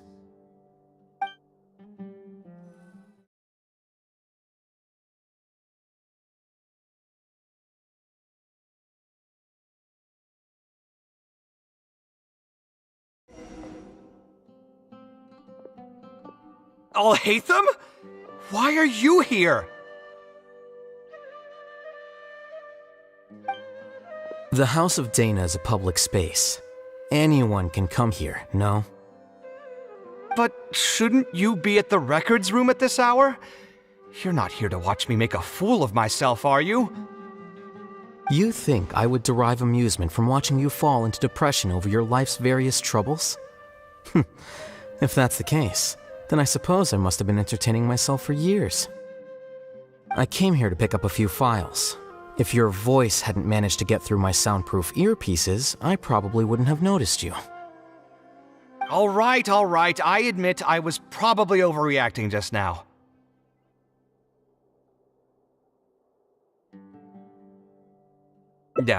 Probably not when he's right here with us. As his senior, I shouldn't try to tarnish his reputation. There was nothing embarrassing or shameful about it. When I was still a student at the academia, I once collaborated with Kaveh on a research project. A collaboration is usually beneficial for all parties, but due to issues with our personalities, we ended up going our separate ways before completing the project. We had a number of differences, and they remain unresolved even today. But there's no point going into that right now. The more important question is, why are you at the House of Dana?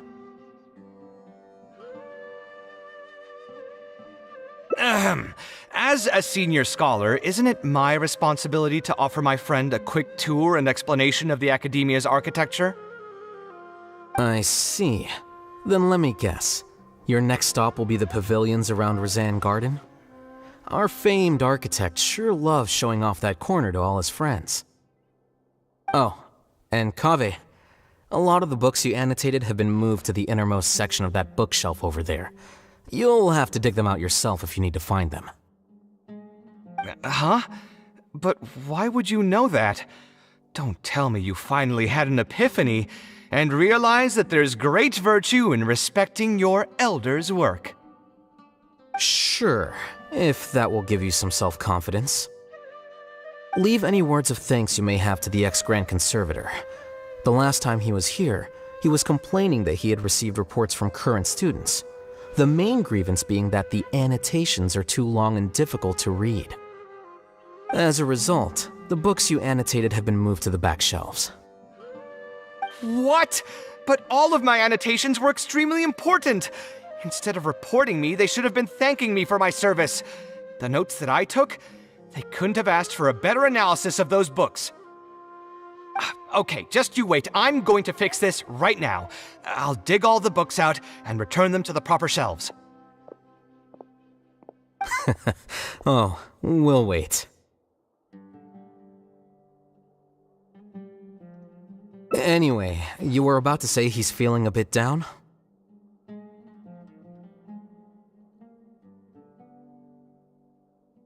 Put through the ringer. What an interesting phrase. I assume he used those exact words himself?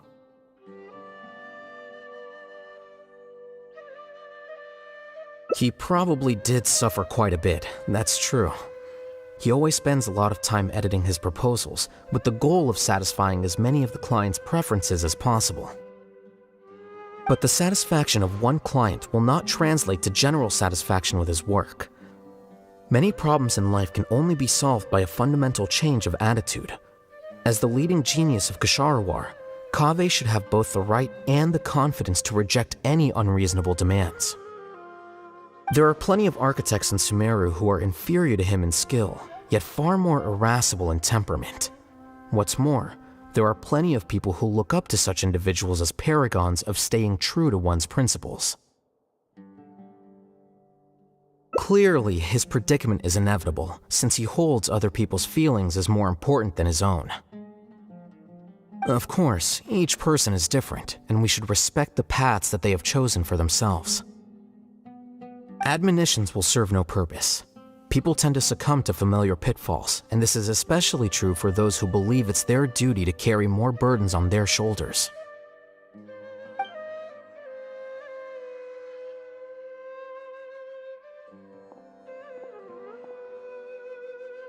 Looks like you were having an enjoyable chat while I was gone. Were you talking about me by any chance? What do you think?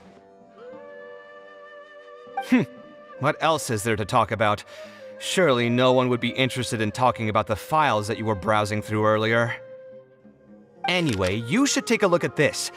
Look at this comment on page 82. Dear Kaveh, thank you so much for annotating this book in such detail. It was a great help to me. See that? Now that's how a student should treat their seniors. And it looks like you're already in a much better mood now. It really doesn't take much to make you happy, huh? Me happy? I'm mocking that retired blockhead for being so full of himself. He understands nothing about the true beauty of architecture. When I can find some time, I'll have a serious talk with him about making sure these books are put where they belong. Why don't you just move all the books yourself? It's not like he hasn't cursed you out before. What was that nickname he gave you while you were in the academia? The Urchin of Ksharawar? Kaveh had a habit of scribbling and writing in all kinds of books. Hey! You didn't need to bring that up. At least not when I'm still standing here. Oh, actually, I also found a really old sketch in one of the books over there. See? Doesn't it remind you of something?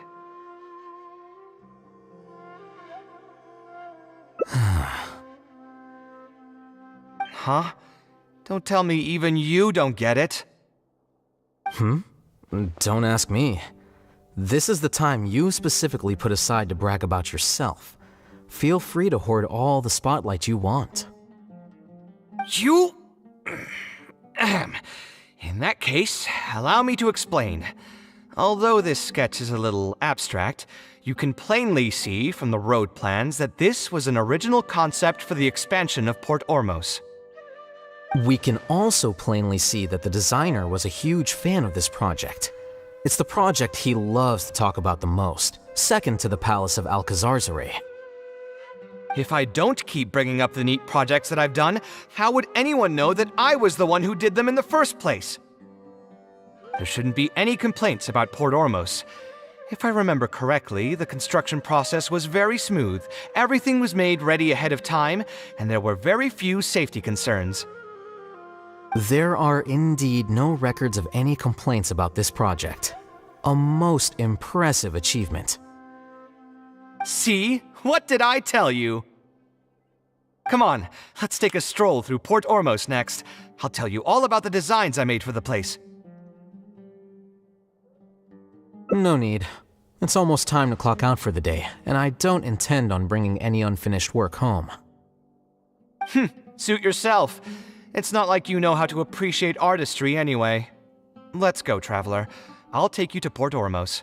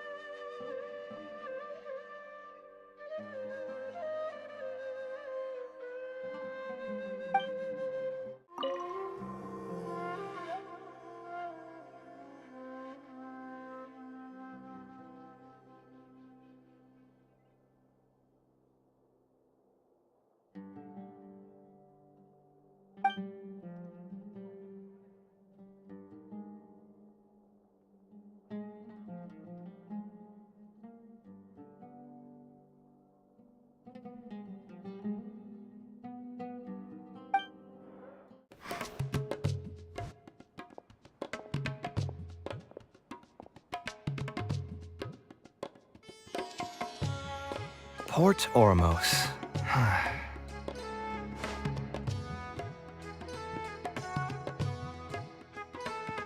No, I didn't design any one specific building.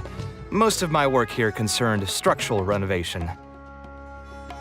Port Ormos had already existed since I was still a young child. It wasn't as large as it is now, though. It only came to its current size after a sizable expansion. I was part of that project. The arch bridge over there, for example, that was one of my designs.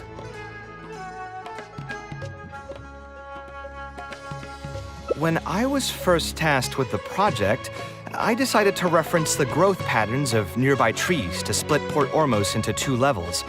My goal was to improve the overall utilization of space. We ran into a lot of issues during construction, but thankfully, we were still able to achieve the original vision. Residents can now behold all the ships entering and leaving the harbor from the vantage point of the bridge, while visitors can recognize the site of Port Ormos from a long ways away. I was still young and new to the trade back then. I could hardly believe that an idea in my head could become reality and remain in the world for many years to come. The true cornerstone of the creative process. The point about the design that will be ultimately used to judge its true worth. It was the first time that it became crystal clear in my mind. Once built, a building will continue to stand. Countless people will see it, and countless more will step inside it. Its final worth, whether it's good or bad, will be assessed by the countless generations of people that interact with the building during their lives.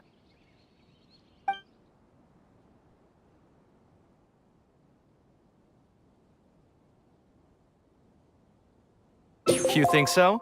I'm glad to hear that. But even with this project, I still had one small regret. My budget was tight, and I was unable to use the higher quality timber I had originally intended for the design. I knew that some concessions on aesthetics would be needed as soon as I agreed to a proposal that prioritized the practical functions of the project. Us creative types know better than anyone that most projects cannot be completed without a few regrets. Even the Palace of Alcazarzare was not perfect.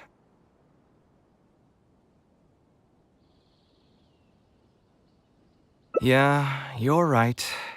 I should learn to look toward future opportunities, and believe that any regrets I have can be overcome in time.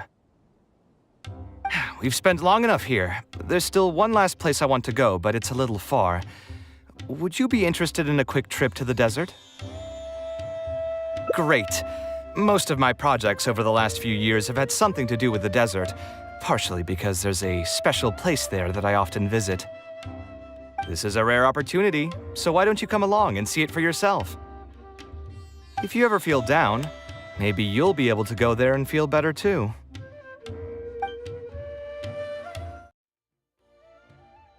Who would have thought that so many primal constructs could have congregated here while I was gone? We won't be able to sit and talk peacefully with these guys around. Let's clear the area.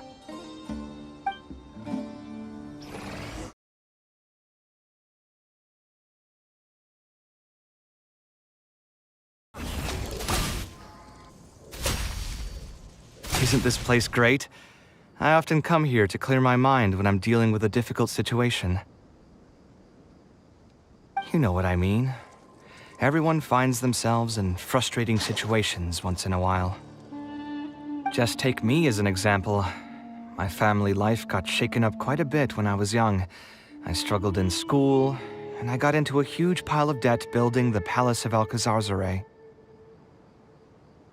Although Alhaitham thinks that it's because of my personality that I continue to live in the shadow of the past, I think it's also just a part of life.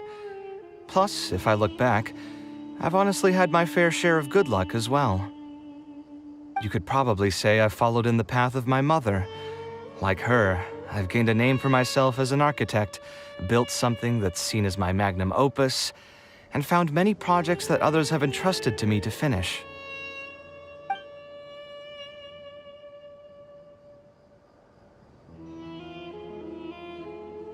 Life is too boring when you live with no enthusiasm and passion. Only those who believe in the inherent meaning of it can capture the small nuances of everyday life and turn them into inspiration for beautiful designs. Of course, I will concede that loving something also means taking it to heart. So to an extent, caring is also a source of pain. If I didn't love my work, I wouldn't be so torn up about it all the time. But still, isn't this place beautiful? Despite the erosion from the winds and changing seasons, you can still perceive its past beauty and glory. With different landforms come different architectural styles. The desert's history has left it with few records regarding its buildings, so I often visit the desert to investigate things in person. The sight here has moved me ever since the first time I laid my eyes on it. I told myself that one day, I would also be able to create buildings that move others. My pain will one day fade into nothing, just as I reach the end of my life. But buildings are different.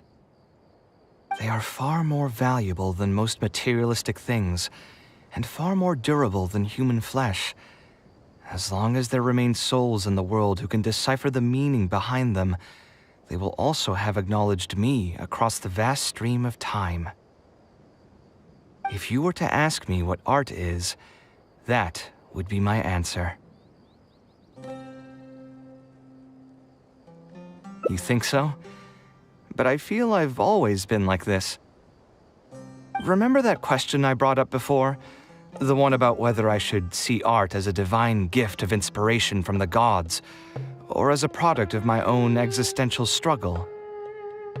I still haven't found an answer to that yet, but if art wasn't inherently paradoxical and enigmatic, then people probably wouldn't be drawn to it. Those who pursue art will be unable to avoid the pain that it naturally brings. Will often be floating on cloud 9 one second and sinking in a mire the next. I'll try gathering my thoughts again once I've found a way to define art in the first place.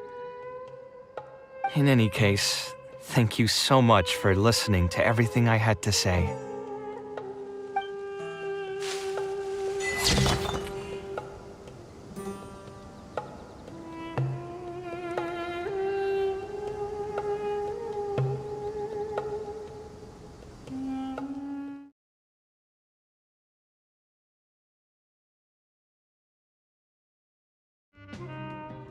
A different career. I see. That's not a bad idea. I think I've heard a saying somewhere before. 80% of a working adult's woes are due to not having enough mora in the bank. It's just a saying, of course, but even I will admit that my life would be a lot better if I could make additional mora. And if I want to make mora, I should finish that ridiculous commission. But I really can't find it in me to go back and talk to him right now. Hold on. I just remembered that I used to have a senior classmate by the name of Alkami. If memory serves me right, he's no longer taking private commissions, but he's still doing pretty well for himself. Maybe I'll be able to get some advice from him. Yeah, I should get on this right away. No more wine for me today. I'll grab the bill and be on my way.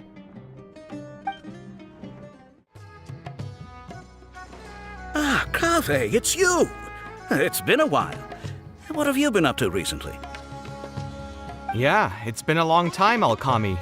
Things haven't changed much for me. I'm still taking private commissions for all kinds of projects. I heard that you were the genius behind the Palace of Alcazazare. I bet you're all set for Mora after a project of that size. Well, it's hard to make a profit from every project, you know. Hard to make a profit? You've got to be joking. I've never met an architect who didn't make a profit from a project. Unless the client fled before they paid the commission fee in full. But that doesn't sound right either. Doesn't Dory have a pretty decent reputation in our local business circles? I don't think she's ever been involved in any kind of big scandal. Well, about that. I mean, it was complicated. I understand. Either way, Doing one project after another sure gets exhausting over the years, huh? I've been there, so I can feel your pain. I mean, I obviously never had your reputation to live up to. That must have been stressful. But I'm sure we've faced all the same problems. Trying to keep your client in a good mood while you're trying to stop them from micromanaging things they don't know the first thing about. I don't miss it. Thankfully, that's all behind me now. Well, not exactly. My work is still closely related to architecture. Judging from the look on your face, you're still strapped for Mora. That's quite unfortunate. You're the most artistically gifted graduate the Ksharawar Darshan has seen in decades. But it looks like you still have a lot to learn in terms of making Mora. With that said, us Ksharawar grads should still look out for each other. What if I told you about an idea that'll absolve you of all your Mora troubles going forward? Are you serious? But something like that has got to be some kind of top-level business secret. Are you sure you can just share something like that with me? Besides, I don't want to just take something like that without offering anything in return. I still have a little Mora. Or is there something that I can help you with? Oh, you're too kind. This is just a simple tip. Even if I didn't bring it up, I'm sure you'd hear it from the others sooner or later. The idea is this. I recently opened up a training center with the goal of educating people in architecture design.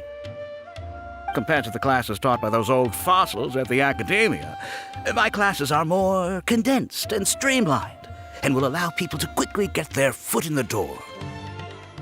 Unlike the academia, I won't turn down anyone who's interested, rich or poor. As long as someone wishes to learn more about architecture, I'll accept them into my training center.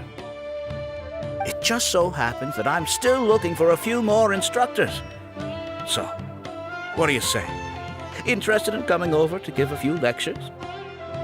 Regardless of the pay, I can already guarantee that it'll be far more comfortable than working on random people's private commissions. Ah, so you want me to join you as an instructor? That does sound like something I'd be able to do. It sounds like a pretty stable job, too. What do you think, Traveler?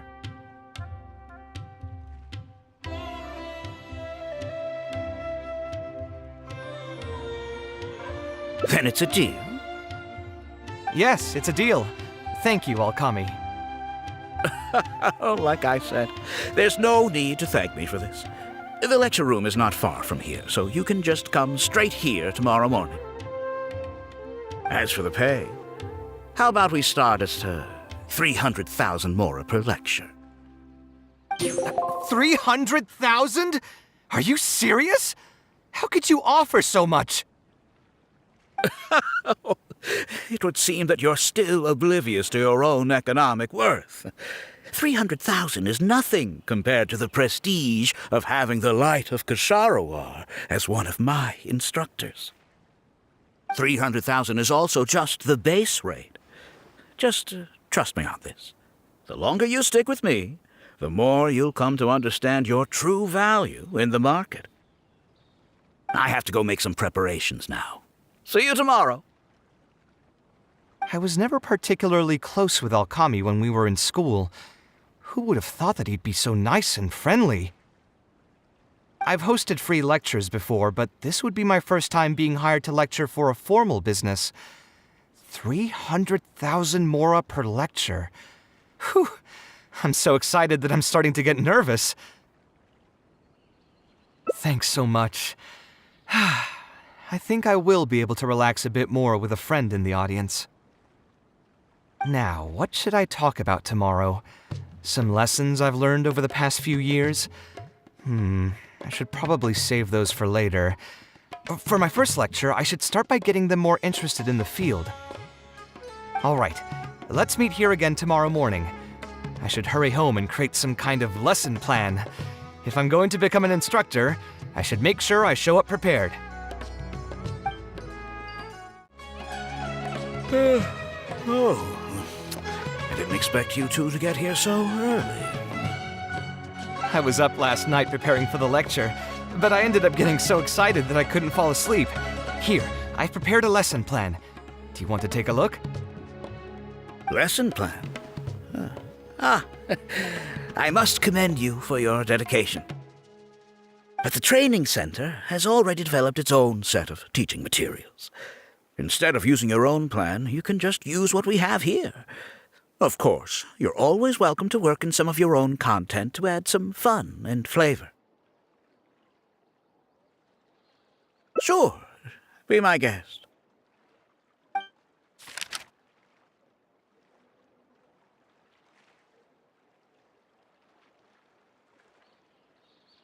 It's almost time for the lecture to start. Feel free to head in and start the class whenever you're ready. Huh. So you've already developed your own set of teaching materials. Seems like I won't need the stuff I've prepared after all. Anyway, shouldn't be a problem. I'll just go ahead and use your materials. There's something else I want to ask, though. This isn't going to be a large class, is it? No need to stress. There are only 20 people in this class.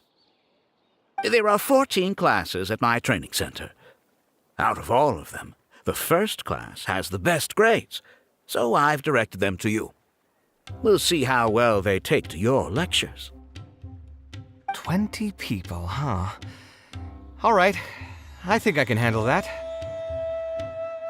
Oh, and one last thing.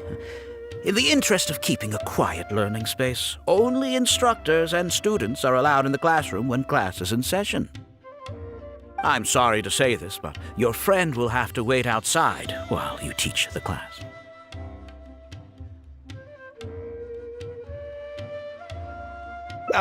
Sorry about that. I'll meet you at the door when the class is over then.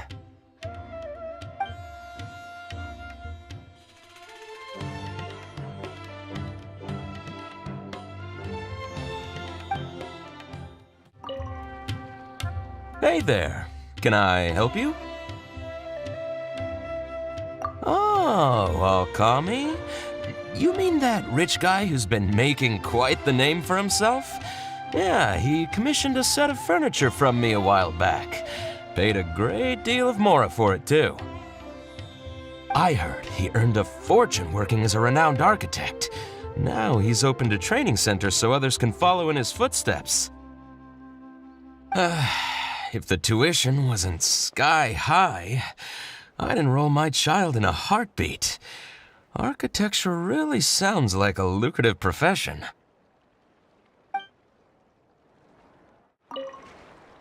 Did you hear? Alkami recruited Kaveh to be an instructor. I bet that'll boost his enrollment numbers. Really makes you jealous, eh? If you think about it, Alkami was never that talented himself as an architect. If we're just talking about professional skill, no one would pay for a class with him.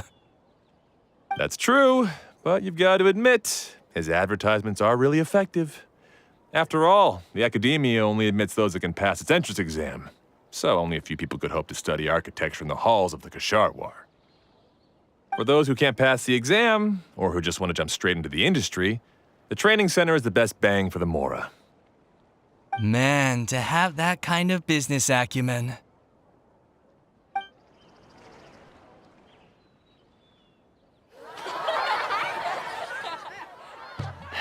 All right, everyone. There's no need to be nervous. Class is over, so we can just chat for a bit. I shouldn't have lost my temper during the lecture. Did I scare anybody? No, you weren't scary at all, Mr. Kaveh. We were just a bit lost and didn't get what you were talking about. Oh, don't get me started. I was trying to use Alkami's materials, so I flipped through some pages and gave them a closer look. The more I read, the more upset I became. Alkami may fool an amateur, but he can't fool anyone who's active in our profession. The materials he made are completely useless for teaching real architecture.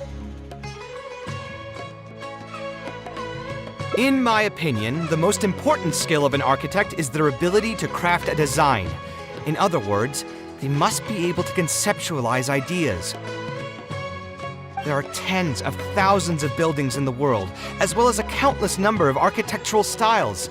Some designs emphasize aesthetics, while others prioritize practicality.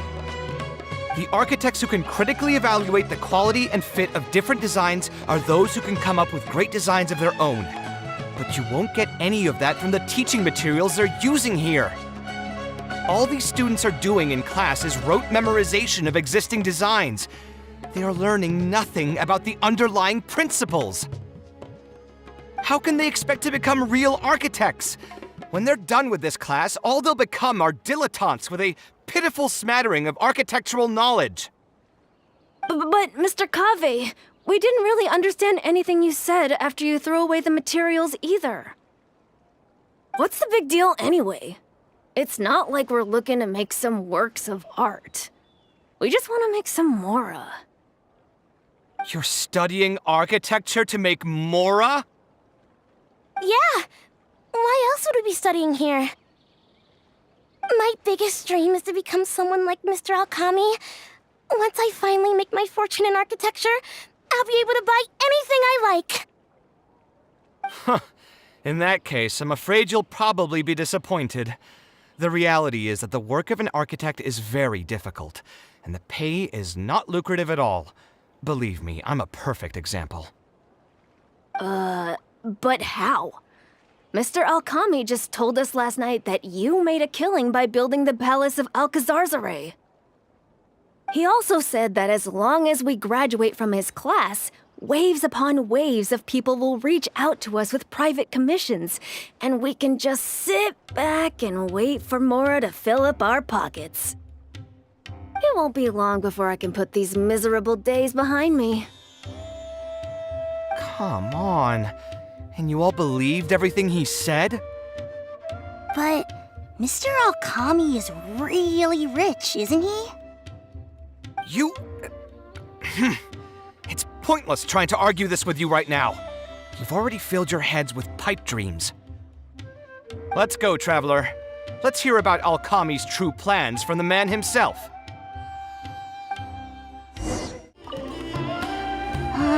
Mr. Kaveh looked really angry. Who cares about him? Maybe he's just worried that we'll take all of his commissions once we finally graduate. But that can't be it, right? Mr. Kaveh is super famous. Who knows?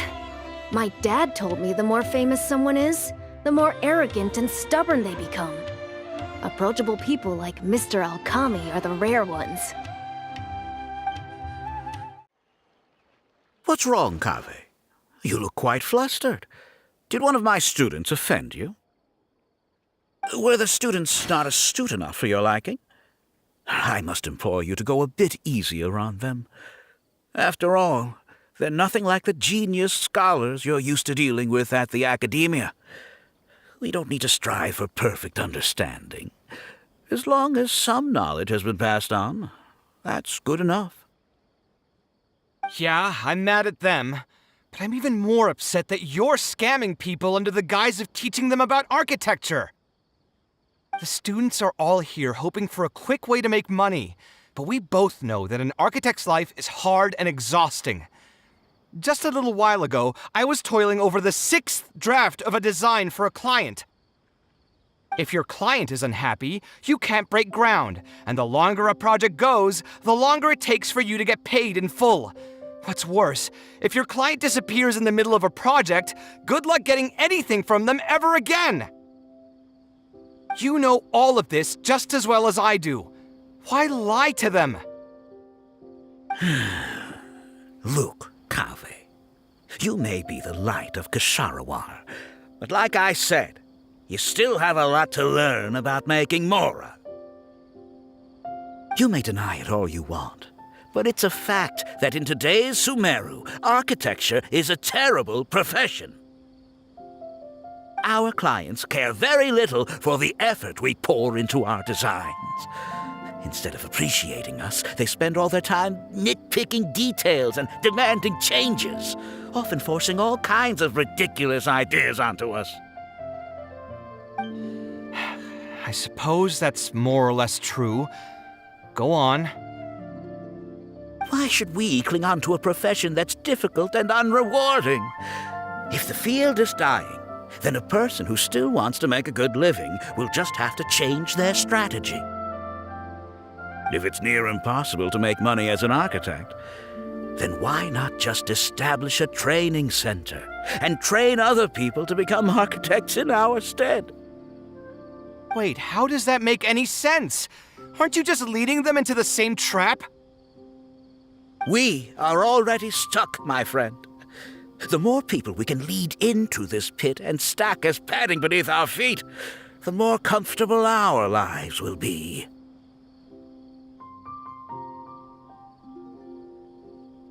That's right. Making money as an architect is a slow and agonizing process. In comparison, earning tuition from a training center is far easier. None of the students will ever know, however. In their eyes, all of my income was earned during my years as an architect. It's easy for them to fall for my promise. After all, everyone wants to live the dream of being the person who can spend millions without batting an eye. The more students I get, the more money I earn. And the more real that dream becomes. And then what? Once they graduate, they'll still find out the truth about architecture and struggle to stay afloat amid all the problems we already talked about. When that happens, your facade will pop like a soap bubble. No one will believe you anymore. But that's just one way to look at the problem. No two people have the same amount of talent. Even if they fail to strike gold in the future, you can't say that it's my fault and mine alone. Oh, and also, I never actually promised that they would achieve financial freedom as long as they become architects. All I did was nudge them towards that belief. I'm not even scared if they do come back and stir up trouble. My training center has all the required permits and certifications. Even the Dendro Archon herself couldn't find fault in any part of my business. How can you sleep at night knowing that you're doing all this? Tell me, is your heart carved out of brick and stone? I can't believe that I once saw you as a decent human being. I am beyond disappointed in you. And the same goes to you. How many years has it been since you graduated from the academia?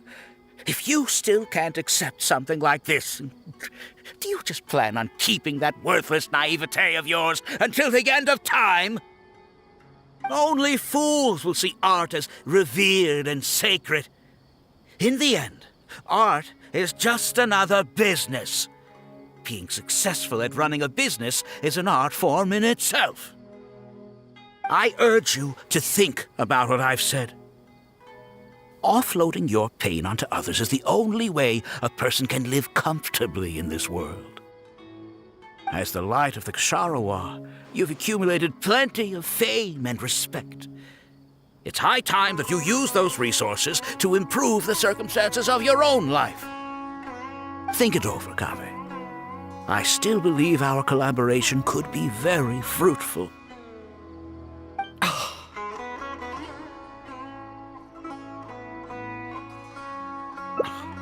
I'm so mad, I feel a headache coming on. There's nothing more I can say to him. I'll resign from my position as instructor. Of course, I'm sure you've realized that as long as I remained at this center, he would be able to use my name to advertise this place. Even if I just sit back and do nothing, others will be deceived and suffer because of me. He is right about one thing, though. These kinds of training centers are everywhere. And even if the academia was to find out about it, it's unlikely that they would take any real action against it. The most that they could accuse him of is false advertising. And even that would be hard to prove. Oh? Did you notice something else?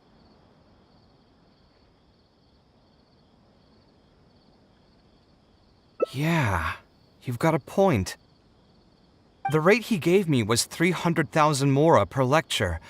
That probably came out of the students' tuition. And who knows just how much he's been charging the students for attending his classes. If you're gambling everything on making it rich as an architect, are you really going to have the mora to pay for that kind of tuition? Right. We should hurry. The students didn't believe a word I was telling them. They're still daydreaming about making millions. We're never going to get any information from them again if we let Alkami talk to them first. Let's move now before he's had the chance to react. Oh, Mr. Kaveh? What are you doing back here? Class finished a while ago, but you're still here. Why haven't you gone home? I wanted to stay for a little longer. I'm still thinking about everything you taught during the class. Even though a lot of it went right over my head, I still thought the houses you drew were really pretty. Of course they were. All the examples I drew were world-famous landmarks. Each one was the magnum opus of a celebrated architect. It's a good thing that you could recognize them for their beauty. The accumulation of knowledge is the first step to artistic expression. Instead of rote memorization, you should try to relate and to understand, and after that, try to resonate with the work. Resonate? Yes. When I first got into architecture, there were many things about it that I couldn't understand at all. I would find a building to be beautiful, but have no idea what made it so good. And for most people, just being able to admire a building is enough. To become a good architect, however, you must also learn to assess and appraise. Going from admiration to assessment will take a lot of time and specialized knowledge, and I'm afraid that some superficial speed training won't be enough to take you there.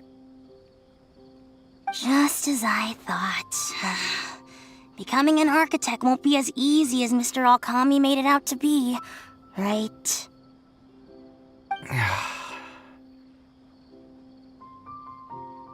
I'm sorry. I'm not trying to crush your dreams. All I want to tell you is that an architect's life is not as carefree and easy as others may make it out to be. I understand. Thank you for telling me the truth, Mr. Kaveh. I think I'll still stay here for the time being, though, since my family still hasn't paid everything off. Paid off what? Sorry, I can't say anything more. Mr. Alkami made it very clear that anyone who talks about it will be kicked out of the class. Don't listen to him. I am the most famous architect in Sumeru. If he kicks you out, then I'll just take you in instead. Really? Why would I pull your leg? I can see you have some talent, so as long as you get your fundamentals down, you should be able to pass the entrance exam and continue your studies at the academia. Then please keep this a secret for me, Mr. Kaveh. Truth be told, my family is not very well off, so we couldn't really afford the tuition for this class. Mr. Alkami was the one who reached out to my parents. He told them that he knew a merchant by the name of Bahar and that we could get a loan from him. He told all the students that once we graduate, people would come flocking to commission us for projects. If everything went well, we'd be able to pay off everything in just a few years, and all the more we make after that would be ours. How much did your family borrow from this merchant? I think it was several million mora. And what was the interest rate? I'm not really sure. My parents were the ones who signed the contract. All I know is that the stack of papers was as thick as a slab of rock.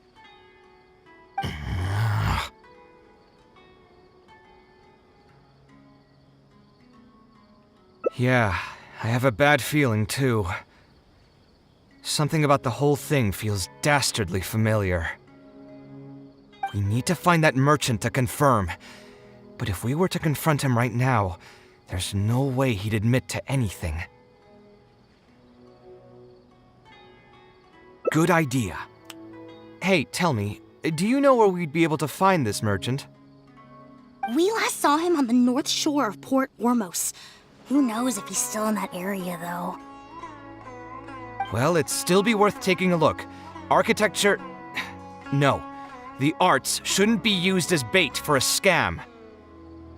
We need to do something before the students' lives are ruined even further. Oh. I don't think I've ever seen you guys before. Here for business? You're Fahar, right? Yes. May I ask who introduced you? Alkami. My friend here wants to enroll in his architecture class, but they're a bit short on money. Alkami told us you're the man to go to in this kind of situation. Oh, sounds like his business is booming. How much do you need? Let me see. I'd say around 3 million mora. Oof. You call that a bit short on money? Anyway, since you're here because of Alkami, I can work things out for you. Make sure you sign the contract, though. Lots of people are borrowing money from me nowadays. Here you go. Don't worry, there's nothing particularly unusual about it. All you need to do is pay back the loan in full within 3 years. And what if they won't be able to pay it back? What do you mean, won't be able to pay it back? Once you graduate from Alkami's place, you'll be making millions of mora a year. Easy! At that point, paying this off will be a piece of cake. And even if you were to run into some difficulties and need to delay the installments, it's no big deal. We're all reasonable people here. If you can't pay quickly, you can just pay it back over a longer period. All that would change is your interest rates would get a little higher. It's hard work running a business. If we're taking risks to supply you with mora, it's only fair that you take on a bit of the financial risk as well. Anyway, there's no point in tying yourself in knots over the contract. With the way you're reading every single line, it's like you're worried you're about to get scammed out of your whole life savings. Why would I lie to you? Tons of students at Alkami's place have signed the contract. Aren't they all doing pretty well for themselves? I just did some calculations in my head. When you say the interest will get a little higher, do you mean it'll get higher than 30%? Of course, the contract did a great job of trying to obfuscate that fact. It only listed the amount that you'll have to repay every day, which gives the false impression that the amount hasn't actually increased by all that much.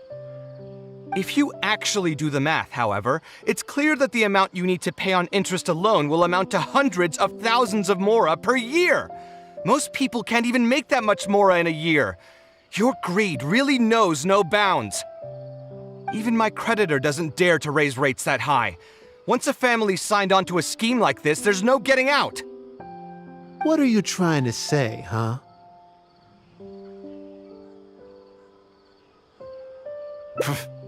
I figured something was off when two well-dressed people came looking for a loan. Think you got the better of me? Too many people are sticking their noses where they don't belong these days.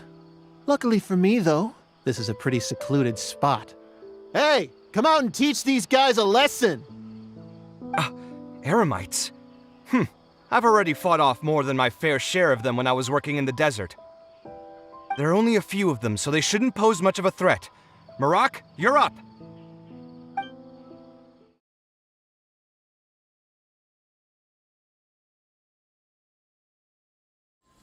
Who are you, and what do you want?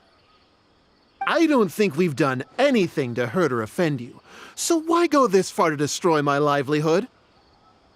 Debt has the power to upend your whole life.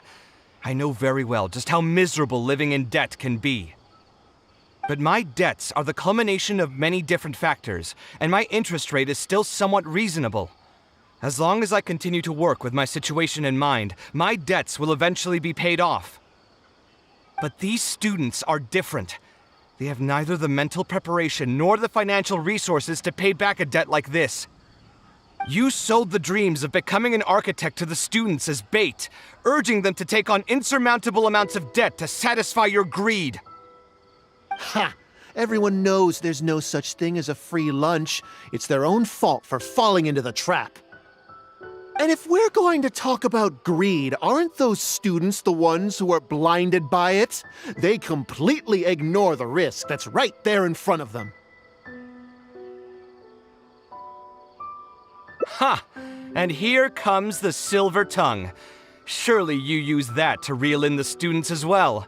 Even now, many of them are still hopelessly dreaming of striking gold after they graduate. People grow by learning from their mistakes. I hope this will be a valuable lesson to them. Let's head back to the academia and turn this guy over to the Matra. They should be able to link him with Alkami's business.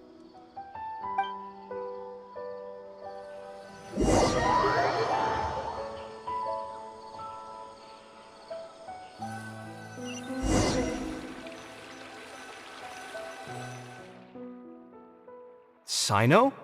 Didn't think I would run into you here. My vacation just ended not too long ago, so I'm going over some cases at the academia. Who's this?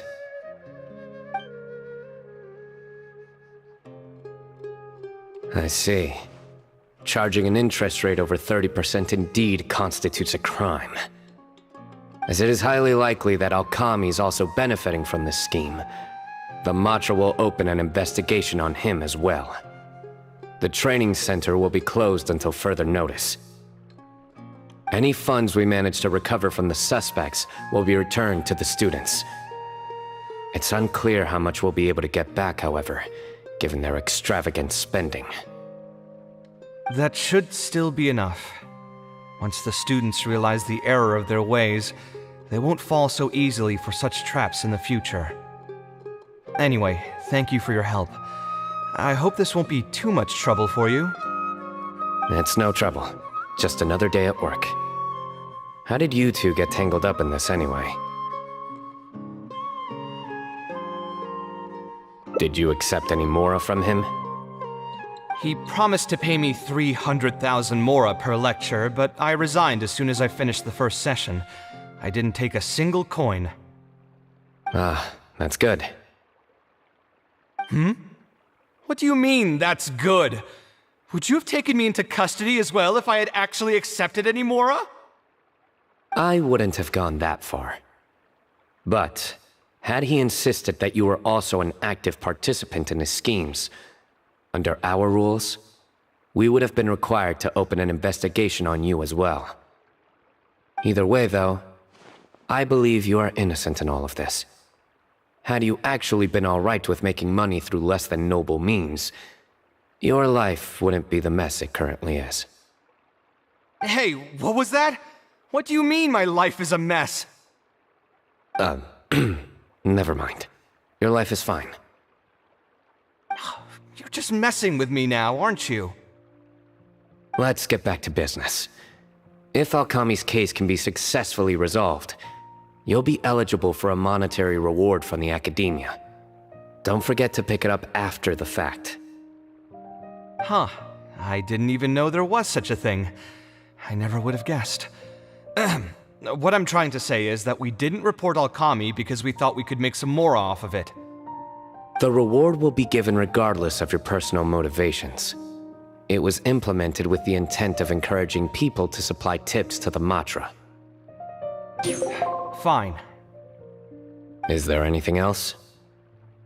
I want to go back to the training center one more time and talk to some of the kids. Sure, but you should wait until tomorrow. My subordinates will shut down the center today, and summon the students to gather information on the total amount of mora they've lost in the scam. All right, then I'll stay out of their way. I can talk to the kids tomorrow. I have a few other things to take care of, so I'll be off for now. If you want to follow up on this case, just come find me again. Or ask one of the Matra. That should finally be the end of that. Oh, who would have thought it would turn out like this? All I wanted was to find a new gig and earn some mora. To think Alkami would sink this low, it still makes me really upset. Still, I think I feel a little better now than when you found me back at the tavern. It's a little ironic, but you could say it's because I've realized that there are many circumstances in the world that are even worse than my own. Now that I've seen such things firsthand, I suppose I've earned a new sense of appreciation for my life. How should I put it? I'm pretty stubborn when it comes to my profession, so I often argue with my clients. The arguments are usually extremely frustrating, and every once in a while I'd wonder if I only became an architect because fate wanted me to pay for some sins I'd committed in a previous life. Alkami's suggestion would have allowed me to quit my life as an architect and earn money solely from my reputation. But now that I've experienced that for myself, I can confidently say that I'd never want to do it again.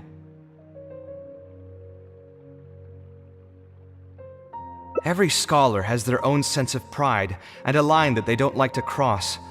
Of course, when faced with the vicissitudes of life, some will surrender these things to seek a more comfortable life. I can understand that. Just speaking for myself, though, I don't think that's something I'd ever be able to do. The voice in my heart would just keep repeating one thing. The moment I turn away from my dreams would be the moment my career ends. If I stopped devoting everything to my creative activities, I'd be able to lead a more comfortable life, but at the same time, my sense of intuition and understanding for the arts would also begin to degrade.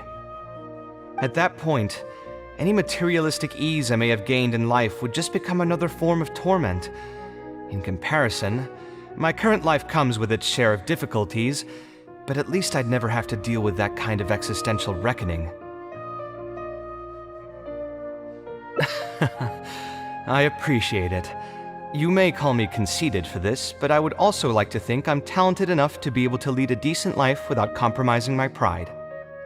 It's certainly not easy, but I want to keep at it. My thanks again for being such a great help throughout all of this. I'm planning to pay another visit to those kids tomorrow. Want to come with me? All right, I'll see you tomorrow then. Get some good rest.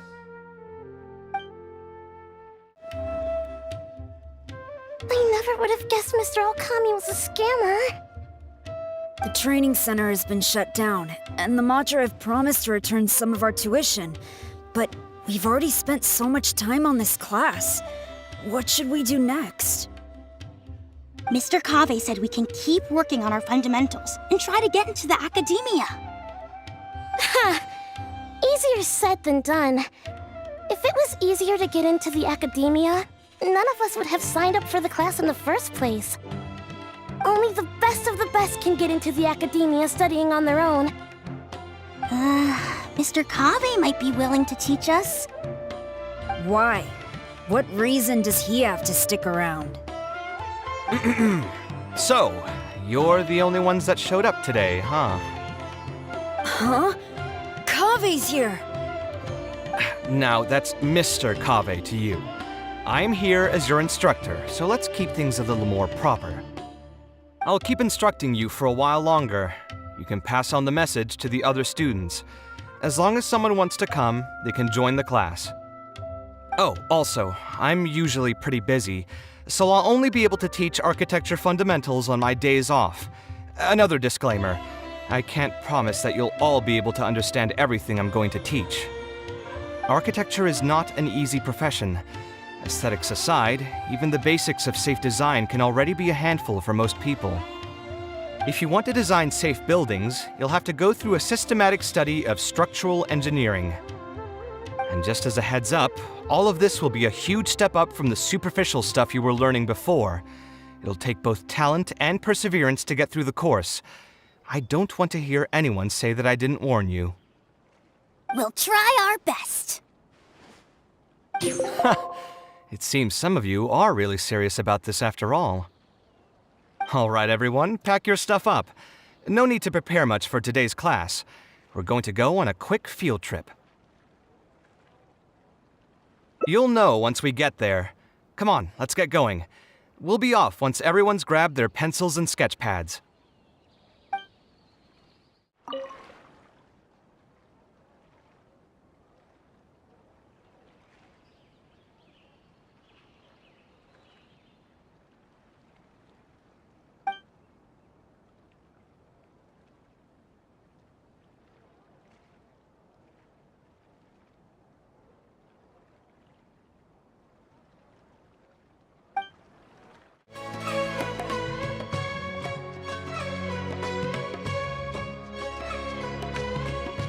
This lighthouse has been around for a long time, and I handled its renovations when I first graduated from the academia. The point of today is not so much about the lighthouse as a building, however. I just want you to take a look at it and do a bit of self-reflection. If you were tasked today with designing a building, how would you want it to look like? Don't think about how you'd actually go about building it for now. Just put your ideas to paper and draw the prettiest building that comes to your mind. So, it can be, any kind of building? Yep, as long as you think it'd look good.